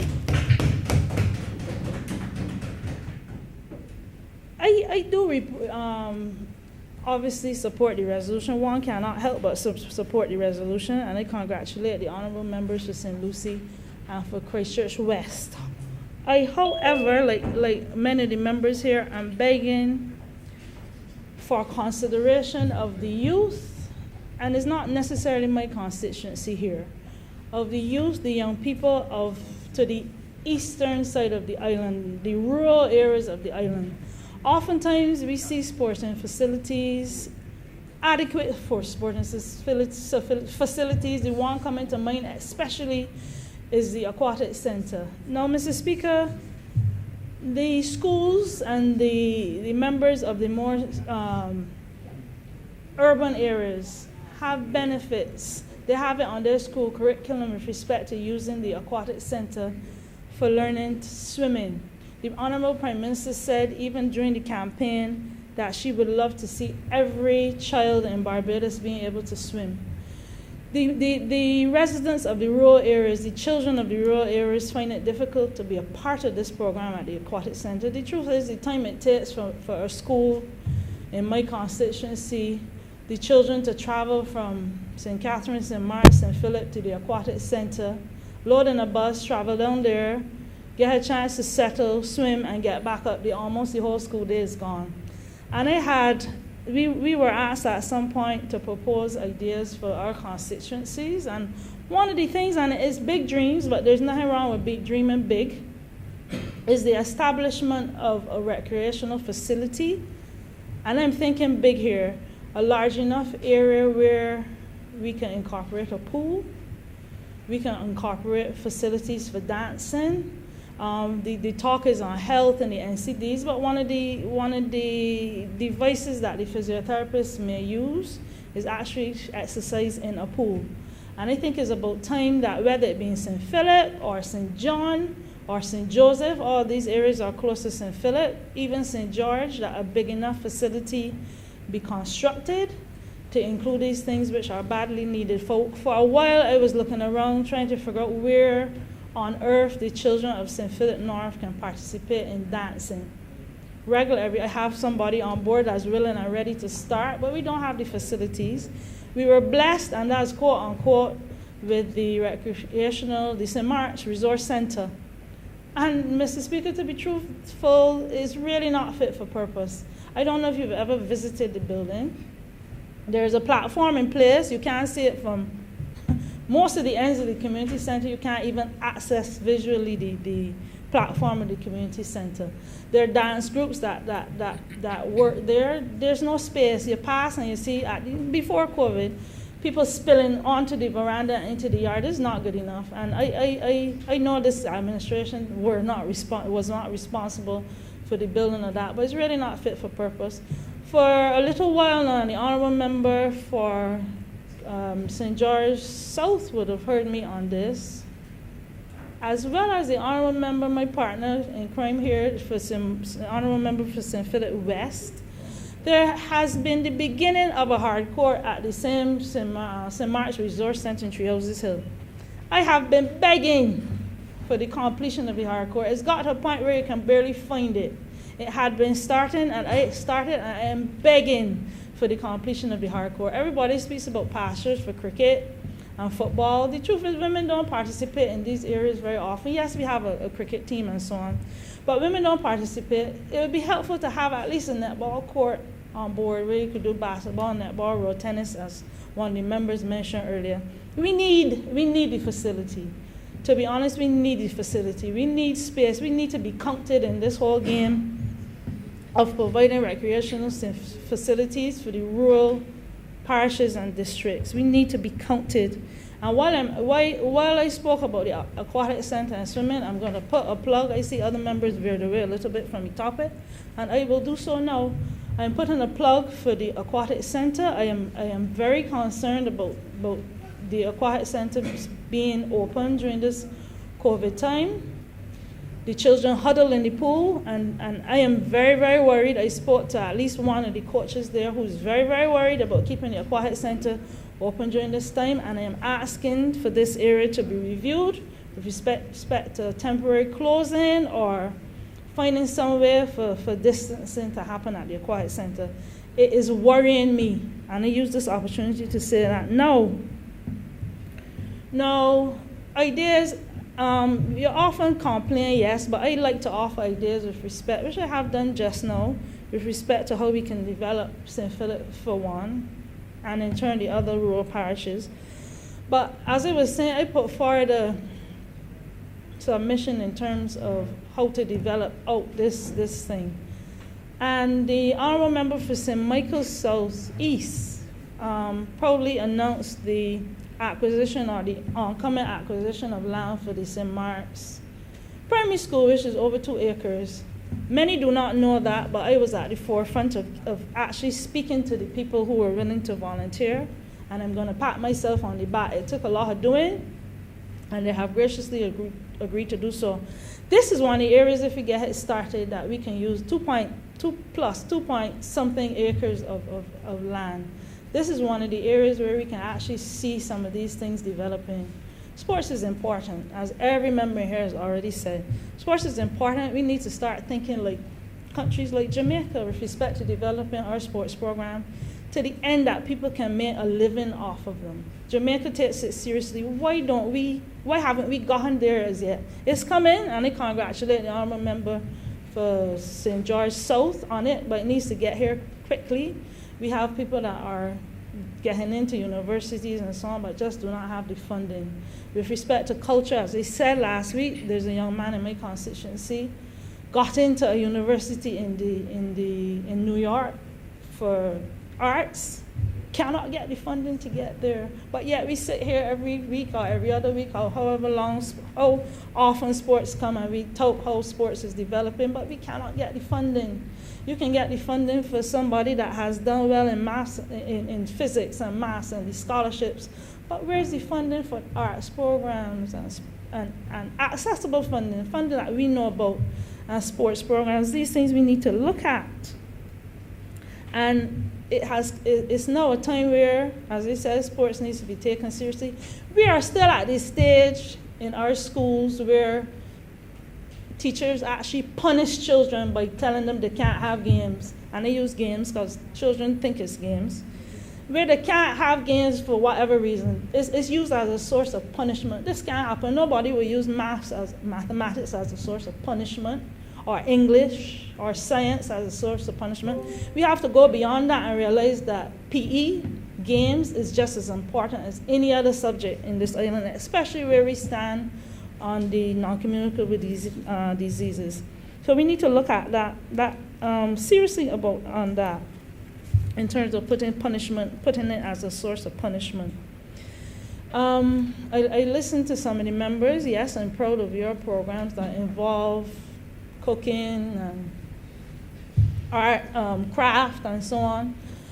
But it's now time, although we need those, it's now time to bring the community centers a little bit more forward in terms of introducing more current and, as I might say, sexy programs into the system. Women don't only want to know about icing cakes at this point in time.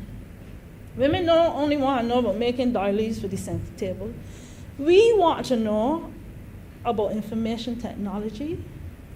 We want to know about courses on investing what little money we have, on how banking works, on how to apply for jobs, on how to save money. We need on budgeting, on how to be good parents. We need to get these things incorporated. The days of learning how to ice cakes, and they're still relevant. But these things have been taken over by the bigger companies that are now moving in. The bakeries, which I won't call them names, the bakeries and so on. We have to be realistic in what we need to teach our young people here. And I encourage us to bring these things on board and include people. The elderly people need to be included. You would be surprised walking around communities that people over 65, 67, the retirement age, are eager to get out, and eager to dance, and eager to be in drama, and eager to join a folk group. And we have to include it. They're part of the community. It's not only young people, but the elderly are part of our communities that we need to fight for and include.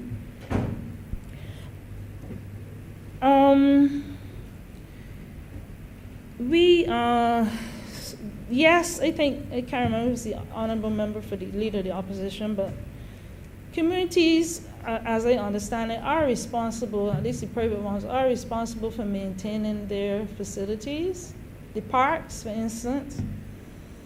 And I would like that looked at. We have some developments, governmental developments, where people bought the properties. For instance, Parish Land is one. And the people in that area, for instance, are begging and requesting for an area where a park could be set up. Right now, I pass through there almost on a weekly basis, and children, you have to stop the car. Children, like days of old, are playing in the streets, cricket, and balls coming at your car, and people speeding through the district. We need dedicated areas in some of these developments. What is it called? Nightingale Drive? Not Nightingale, it's opposite Nightingale, but the Parish Land development, I forget the name of it now. That one, Carpenter's Glade. There needs to be dedicated areas that is cordoned off for children to play, for people to walk around safely without risk of injury. I see, and I can't help but comment on it because I thought it was a beautiful idea. I'm not sure if it is Sir Charles Williams that did it, but in St. George, an area, where is that called? Salters? Almost a walking path is constructed through an area that traditionally was a campground, but I thought that was it's private, but I thought that was such a beautiful initiative. It is Barber Green, and people can walk safely off the road. Maybe we could think of that with respect to other parishes. We don't have these sidewalks, and I know it would be costly, but what's it called? A train line cycle path. I really don't care what you call it, because it won't apply to every parish. But we need dedicated areas like this where people can walk safely. Right now, yes, with the lockdowns that we had and the limiting we have on the road, people are scared to walk in the streets. I used to feel safe in St. Philip because at the time, the population was not as high as it was now. Everybody's driving a car, and even from 5 o'clock in the morning, the traffic is out there. You have the exhaust fumes to deal with. We need to think about areas like this, to set up trails where you can walk safely and freely, lighted areas where you can walk safely and freely, because exercise is no longer daytime activity now. But with the crime situation, that might be another story. So, Mr. Speaker, I won't take any more of your time up, but these are issues which I think are relevant and we need to work on.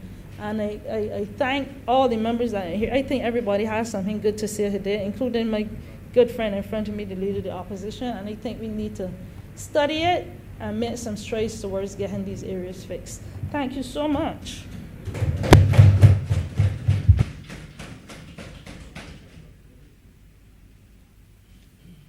Honorable Member Mr. Michaelis.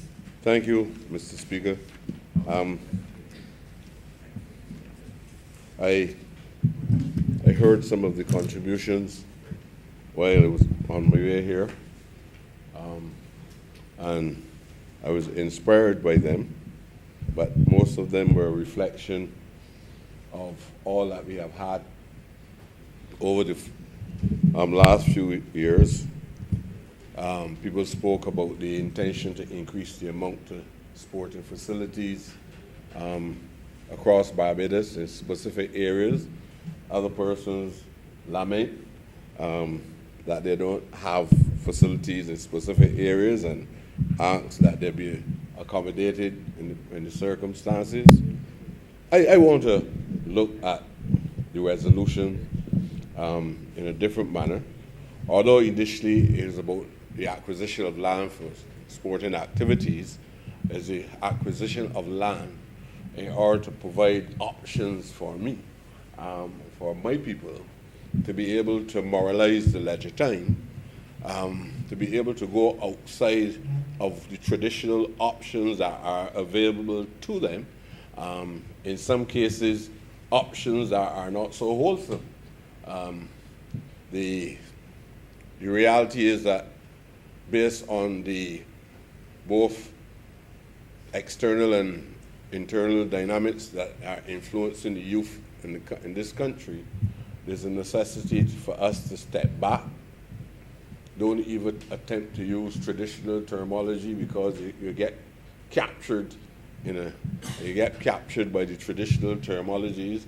I was just hearing a specific member of the House speaking, and he has special language required for description. But if we are really creative thinkers, we can say the same thing without using the same words, because you become more like a parrot, or you become more like a mechanical entity when you have to be guided by those traditions. And all that is happening around us now with climate change, with COVID and all these things, tell us that we have to look at creating a new physical environment in every space that is available to us in order to suit the dynamics of the changes that we are experiencing.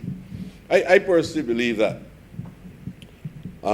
we have not had an equitable distribution, and it's no fault of any specific persons, because most of the sporting facilities across Barbados, and in some cases we limit the understanding of these facilities because of the words that we use again, sporting facilities and things of that nature. It's not about sporting facilities alone. It is about those facilities being able to facilitate all the activities that we normally and spontaneously would be concerned about, but also about activities that other people believe that are not part of our culture. And sir, I want to say this because up to the 1950s, we were running about behind balls in cricket. When other people were playing cricket across Barbados, all that we could do is to run around the playing field and catch the ball and throw it back on. So you had all these things all around Barbados. And you come in there. You had Spartan, and Calton, and Wonders, and all of these institutions around Barbados. And black men then, black men then, felt that the sports itself, they were no part of the integral part of the activity. So they stood on not only on the mental periphery, but also on the physical periphery, on the boundaries, catching balls and spelling them back in for other people to enjoy these things. And the mindset was so damaged that we had black men going into South Africa, calling themselves honorary whites. No, we are not at that stage. We are talking about a Republican form of government. We are saying that even at 1966, we did not go far enough, and that we will never get there to the extreme point. The ultimate point is always going to be a battle generation after generation. Now we want to talk about that cricket because they want to make reference to golf. Black boys playing, caddies, I didn't even know his name. It's so uncommon in my culture. down on the west coast and across Barbados, people got acres of land when people can't get food or can't get nowhere to live. Acres of land, rolled it out, and got the grass and everything well grown. And a suffering population see that sport itself as unique and exclusive. I want the Minister of Sports to understand when we talk about creativity, we are debarred from participating in that.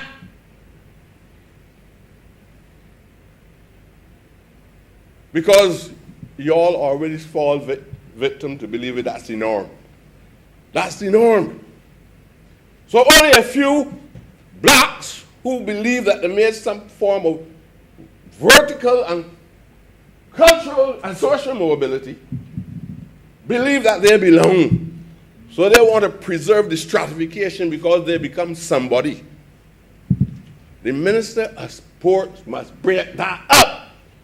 They ain't even doing business as usual. They got to break it up.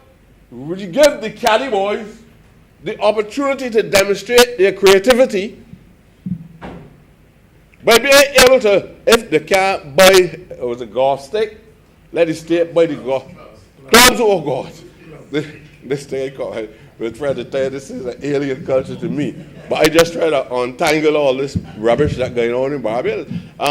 Give the caddy boy an opportunity to be able to, if you can't play on the people's private grounds, let the state provide a private ground. I have seen and heard these men saying to me that they are teaching people that have not reached their standards in the area of golf.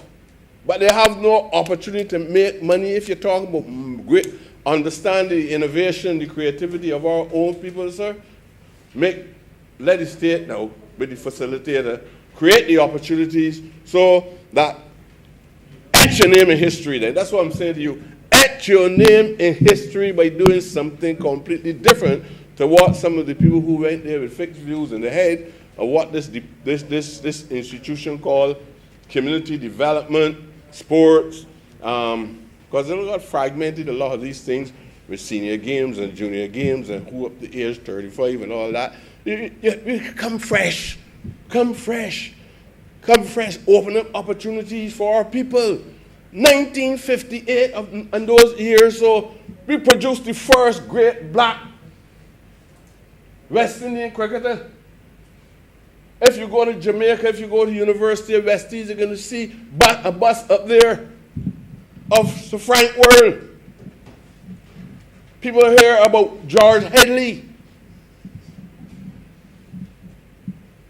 Black men that prior to the 1950s could not take up a bat or ball, and the society accepted. And since then we see Gary Sobers, not only in Barbados, see Larry, and see all kind of the great batsmen and bowlers across the entire Caribbean and even the African continent. England was considered then as the king of the sporting activity called cricket. Even young cricketers need to be inspired to be able to be enriched with a philosophy and an understanding of our history about how we evolve in sporting activities. I heard all kind of things being said about things that we boast about every day. Give people the opportunity. So I just want to throw that in a genuine way, but I also want to say, don't be restricted by something called a community center. It is more than a community center. These community centers are now hijacked by churches on Sundays. Reality, I don't know if there's pay rent to the state or not. But most of the time, when the young people that you're condemning as being delinquent will love to have an opportunity to utilize the facilities, whether you call it a resource center or community center. There are people long before COVID occupying a big building, hundreds of square feet. Got one body in the church beside the bar who call himself a priest.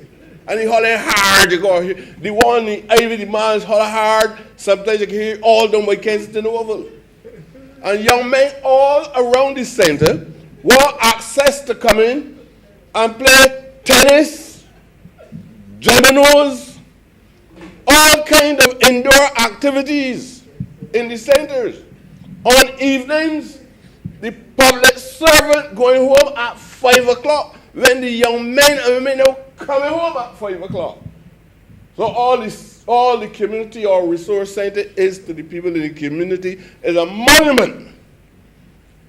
If you go into any of those community centers across Barbados between 8 and 4 o'clock during the day, you cannot see 5 people inside there, unless the National Training Board holding a program, and very, very seldom, or some other private person holding something in the centers. The state has to recognize the realities that we are facing. We have to make some kind of arrangements that some officer must be present in the community centers when the young men and women who are working or who are at school come home or would like to use the centers for wholesome activities. If you don't have those, the church in there talking to one person, converting one person, and 150 persons below can't use the facilities that help to impart the required values to make them the kind of civil persons that we all want them to be. This is madness. We have to find a way of dealing with these things. There need to be some fundamental changes. And I know, Minister, that you would love to do these things because privately we have those kind of discussions, right? But I am not sure if everybody else will embrace them because they may even believe that my expressions on these things are even the reflection of a madman too. But that's what we're dealing with. So you have to have the collective support. Sir, you have facilities, and I know it is most unfortunate that the speaker cannot speak. Sir, you have facilities just above Glandary Prison. And that's a prison now that they give it now to the, BTI?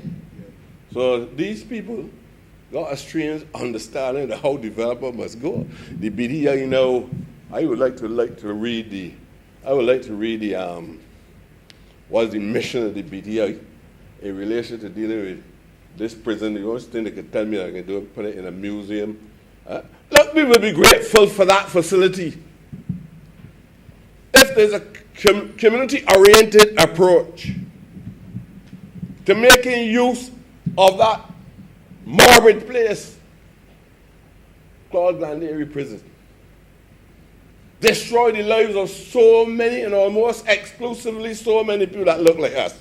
Destroy the lives of these people. These people could not even get an ordinary job as a gardener after leaving those places. Because I want a police certificate. Somebody said, I want a police certificate card for man to cut grass. Officers in government as well telling them you can't get this job working within government because you got locks. I tell you, I am saying nothing.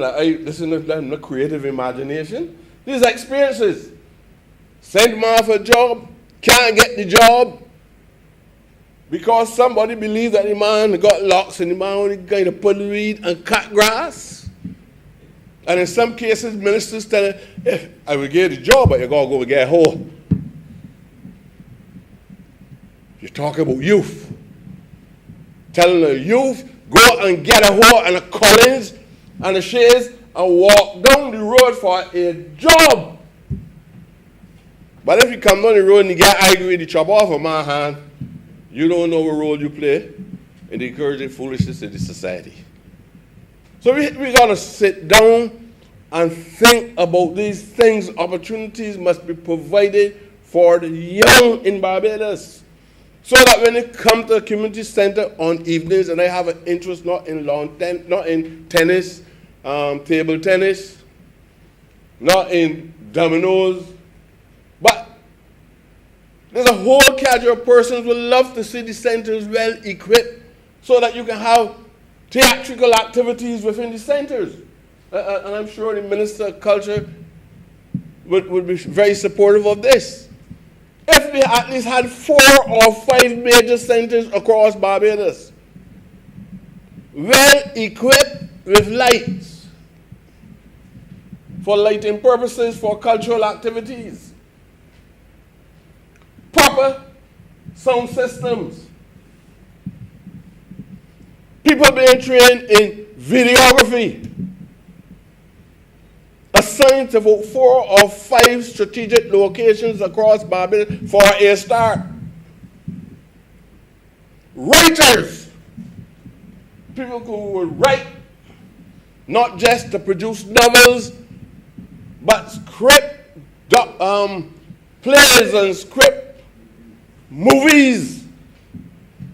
It ain't got nothing to do with the size of the country. I've heard the argument about the credibility of the country on the basis of its size. Yes, but it also relates to the creativity of lots of young people as well. They can become filmmakers. And the state can facilitate that. That is not too costly. Private people, if they've got a genuine interest in being philanthropic, they can help inject money in that. We'll be building an entire community. So help us, if you want me so nice, to put some money in the hands of the ministry. I hope that the ministry has the legal capacity to be able to accept major grants. The state don't always have to give grants to unworthy people. There are lots of unworthy people that end up getting grants from the state, right?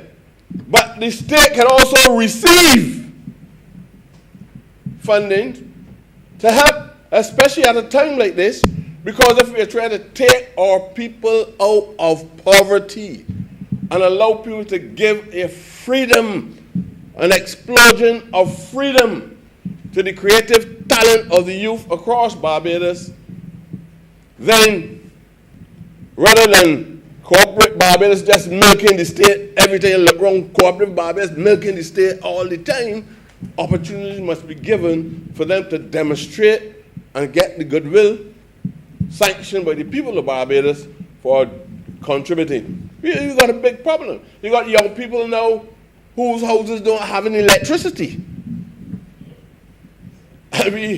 During these difficult times, the Minister of Education going to be out there asking for help with an iPad, with a laptop.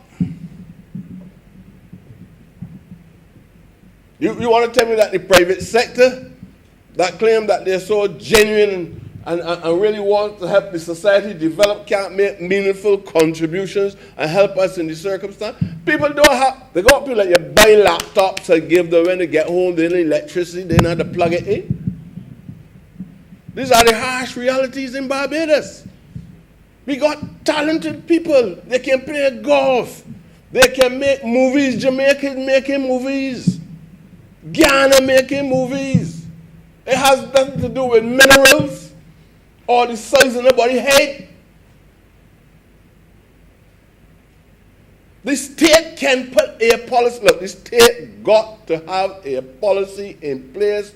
You don't work off of impulses. You have to have a policy in place for guidance. And I'm going to touch on this too. These things just jumping out. Look,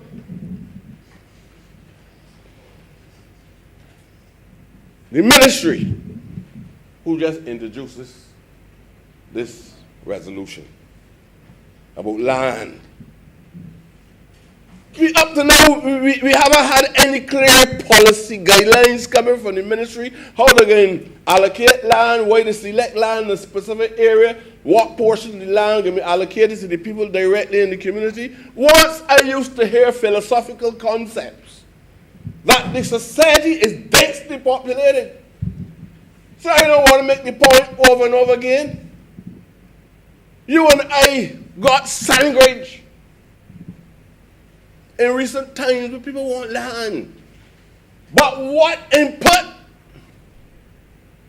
a speaker or backbencher has in identifying the land for the constituents that he represents, we all have to come here and hear the minister say, I am buying a piece of land in such and such a place. You don't even have the common courtesy of carrying the representative into the area and say, look, tell me, is there any available land up here? Can we make any approach? We don't have that option. And when the houses are allocated to be constructed on the specific land, the minister can build 2 million houses and get the parliamentary representative 2.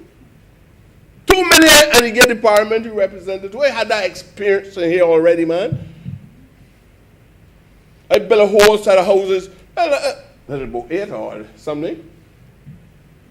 And the minister, the original minister, belonged to the same government, told me, look, these are for you. Based on the social problems that you have in your community, I am going to give you these houses. And then the other minister come and tell me she's selling all. Oh, I selling all. I said, man, I will carry the minister here to show the minister the land. To help people in my community that don't have anywhere to live. Sleeping in cars. That's where we are. So who blamed all these things? I'm sorry. So I don't mind anybody talking about having facilities in any place, because I agree that sporting facilities are necessary. I agree that housing is necessary. You can't have sporting facilities if you don't have land. So I can understand that, but I don't understand how a policy can be structured from within, and sometimes the parliamentary representatives come in here and got to ask questions, what is the policy? And you probably got to use 2 million words to answer what is the policy. I am not supportive of any minister or any government who builds anything in my community after I got the word as parliamentary representative and the take or the X from the people in my community, and then I standing like a buffoon trying to represent the interests of the community, and then they go out there talking, making people believe there's a big boy in the House Assembly. And in that game. I asking for an opportunity or a new approach to governance too. That we must be included. You don't get 3,000 and 4,000 votes in a constituency and then somebody, because of the ascendancy of power and centralization, push everybody else to the periphery. So the legislation and change must respond to the reality that parliamentarians, based on what they're saying here and what some colors don't want to say here or anywhere, but suffer with stress and heart problems, I saying it. Because I know when you say things that are true and you wrestle with the values. I hear somebody talking about attitudes. But you wrestle with the values of people, though they feel you're a good parliamentarian, they will really love to have you here when you get in here and the boy wants to see it. And when you express yourself and you tell the truth, people will get you out of here quick. Get you out of here quick. And then you got business people across Barbados. Sorry, I still try to stick to the relevant. You got business people across Barbados who will demonstrate to the Barbadian people after raping the state and accumulating wealth They want to go behind the scene and dictate the pace. Pull strings, call shots, and make parliamentarians, sir, look like nincompoops, sir. Sorry about that one. Sorry about that one. My apology. I don't know if it's in any of the dictionaries. But, sir, this is what we are dealing with. We can carry this country forward if people begin to respect honesty. I might write things on a piece of paper, but I don't want to look at it. I just do that because I try to shape some of the facts that I want to highlight and create some framework for what it is I want to say. I personally believe that the Ministry of Housing that introduced this bill, sir, must learn to appreciate other people's opinions. They must also recognize that they are doing something within a constituency and that the parliamentary representative of the constituency ought to have more say than the minister who is responsible for it. Sometimes the minister, you know, nobody don't see a blueprint or what it is that the minister got planned. If I ask some people to come and show me where the land space is, even the parliamentary representative for the area, he don't know. He asked the minister after this resolution has passed, come and show me which part this piece of land is. Let me see what size center the other minister may go ask me, tell me which size center they can build, that you plan to build in my constituency. These are realities, though. And in the opposition, now you've got the opposition to respond to, go make the opposition is my friend and probably the friend of the institution as government. So I don't know. So I just got an imaginary person that I hope be able to appreciate my views on this important resolution to the people of St. George. To the people of St. George.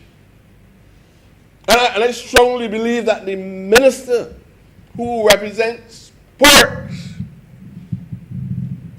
will do his best and will take suggestions from whosoever that are positive suggestions.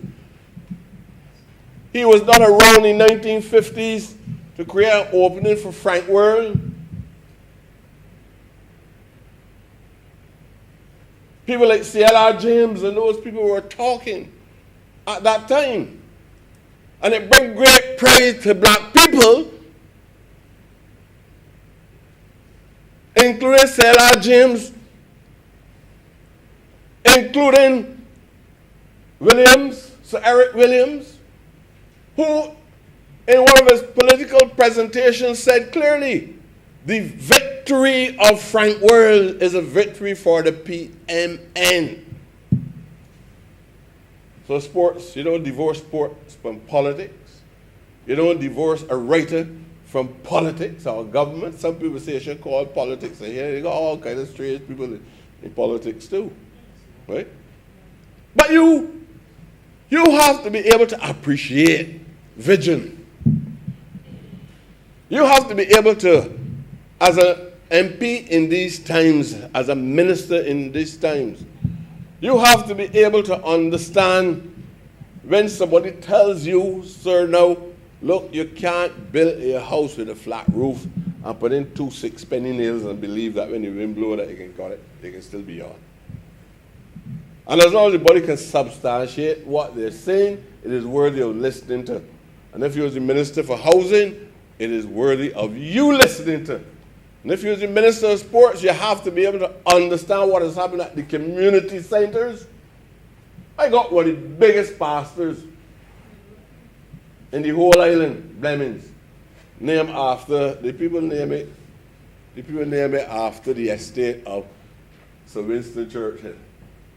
You know, these people are strange people. I would like to get our name from up in my community. Sir Winston Blemings. The estate of Sir Winston Churchill.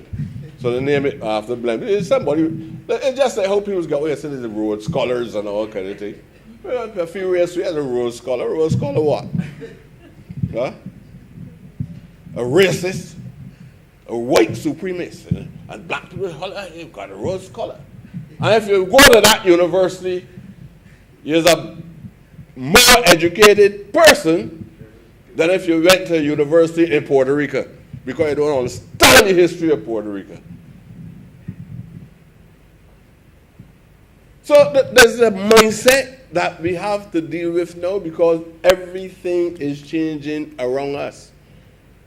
The same way, no, a few years ago, and I got to say this now without any way offending anybody, the Ministry of Education. If there's one thing that the Ministry of Education did in the last regime, is when it introduced sixth forms. I was of the opinion that there should never be a sixth form in the secondary school, that all sixth forms should go to the community college, because it was producing greater damage when you were reserving these sixth forms for specific schools. And I left to see, in less than 2 years, a school that many people felt should not have a sixth form,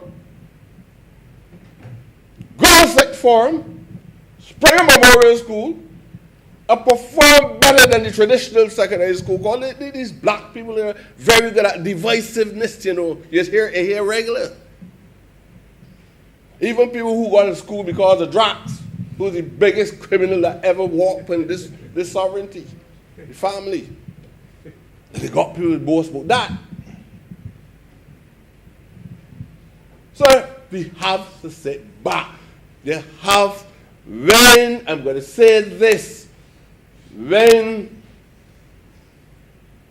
the last party, not that group, not that specific group, I ain't calling them bandits, I ain't calling them nothing, so not that group, but in the 1960s, and to your credit, people like Winter Crawford, prior to 61, these people were talking about creative ideas and creating things.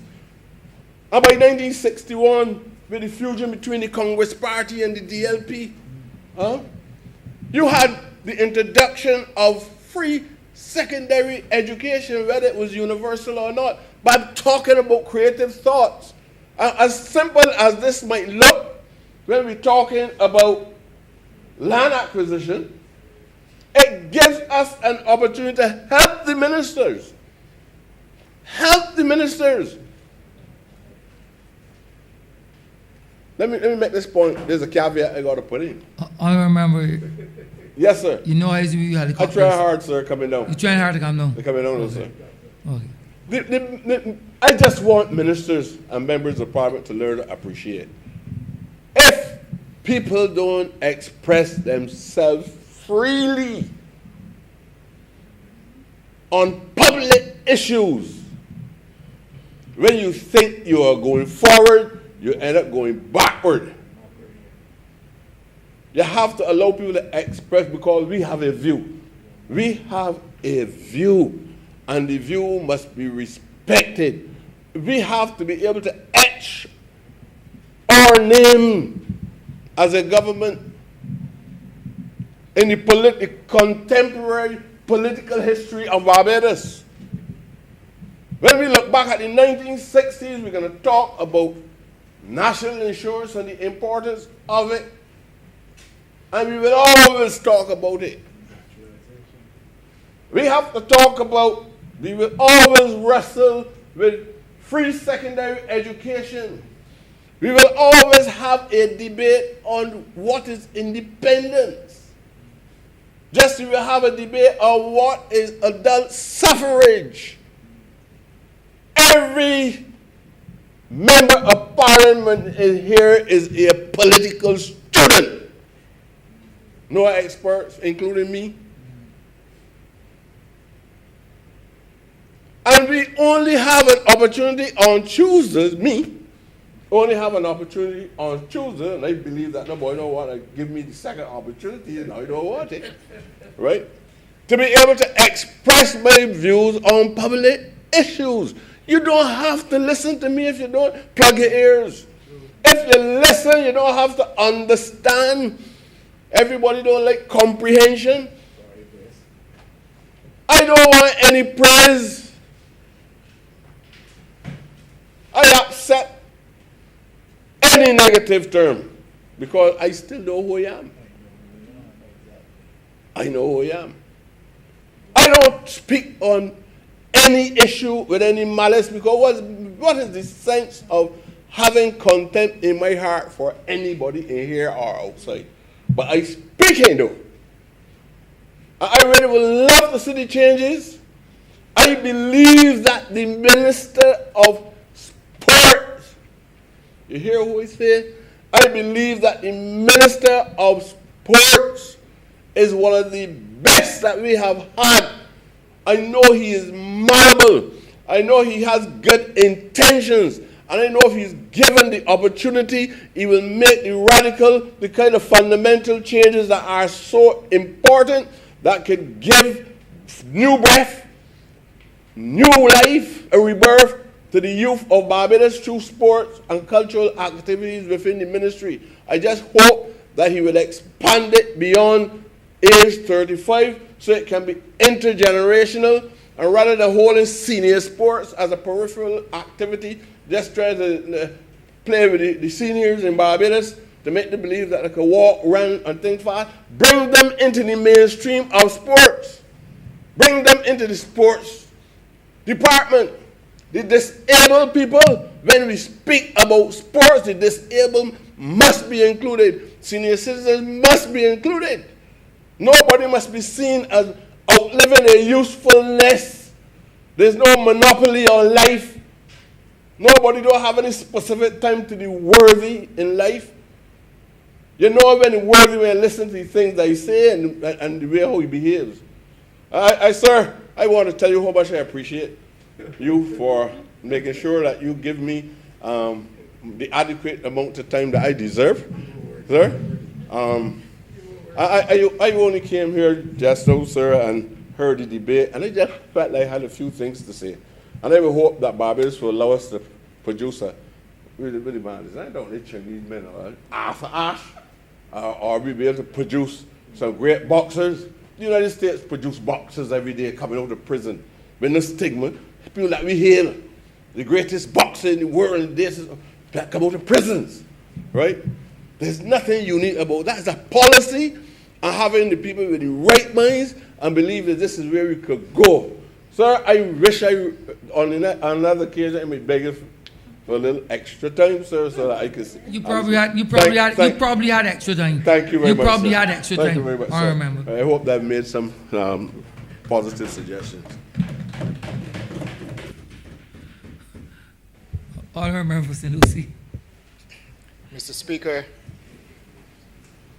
I rise to wrap up this debate. Not much more to be said. We've had some very eloquent contributions from all members, very thought-provoking, and suggestions that we can work with and we can take on board. With relation to particular comments made by the Honorable Leader of the Opposition, which I find to be very important, echoed by other members as well, in terms of character building and community cohesion, which is very, very important in a day and age like this. We have heard some various requests being made, and this ministry will respond accordingly. The Honorable Member for Christchurch South and the Honorable Member for St. Philip North. We are here to work, and we will continue to work as a team. I always am intrigued, to be honest, by the contributions made by the Honorable Member for St. Michael East, and he has a passion for what he believes in, and he makes some very, very good contributions. And I want to thank him for his support. Thank all members, as a matter of fact, for the support of this resolution and the participation. I'm going to bless you, Mr. Speaker. You got to beg for the resolution to be passed on, remember. I beg to move that the resolution be do no pass. The question is that this resolution do no pass. All those honorable members in favor, please say aye. Aye. Those against, please say no. We think the ayes have it. This resolution stands passed. Honorable Leader, Government Business. Thank you, Mr. Speaker. With that, we've come to the end of today's sit-in. I beg to move the adjournment of the House until next Tuesday, the 12th of October at 10 a.m. The question is that this honorable chamber stands adjourned until Tuesday, the 12th day of October at 10 a.m. in the forenoon. All those honorable members in favor, please say aye. Those against, please say no. Me think the ayes have it. This honorable chamber stands adjourned until Tuesday, the 12th day of October at 10 a.m. in the forenoon.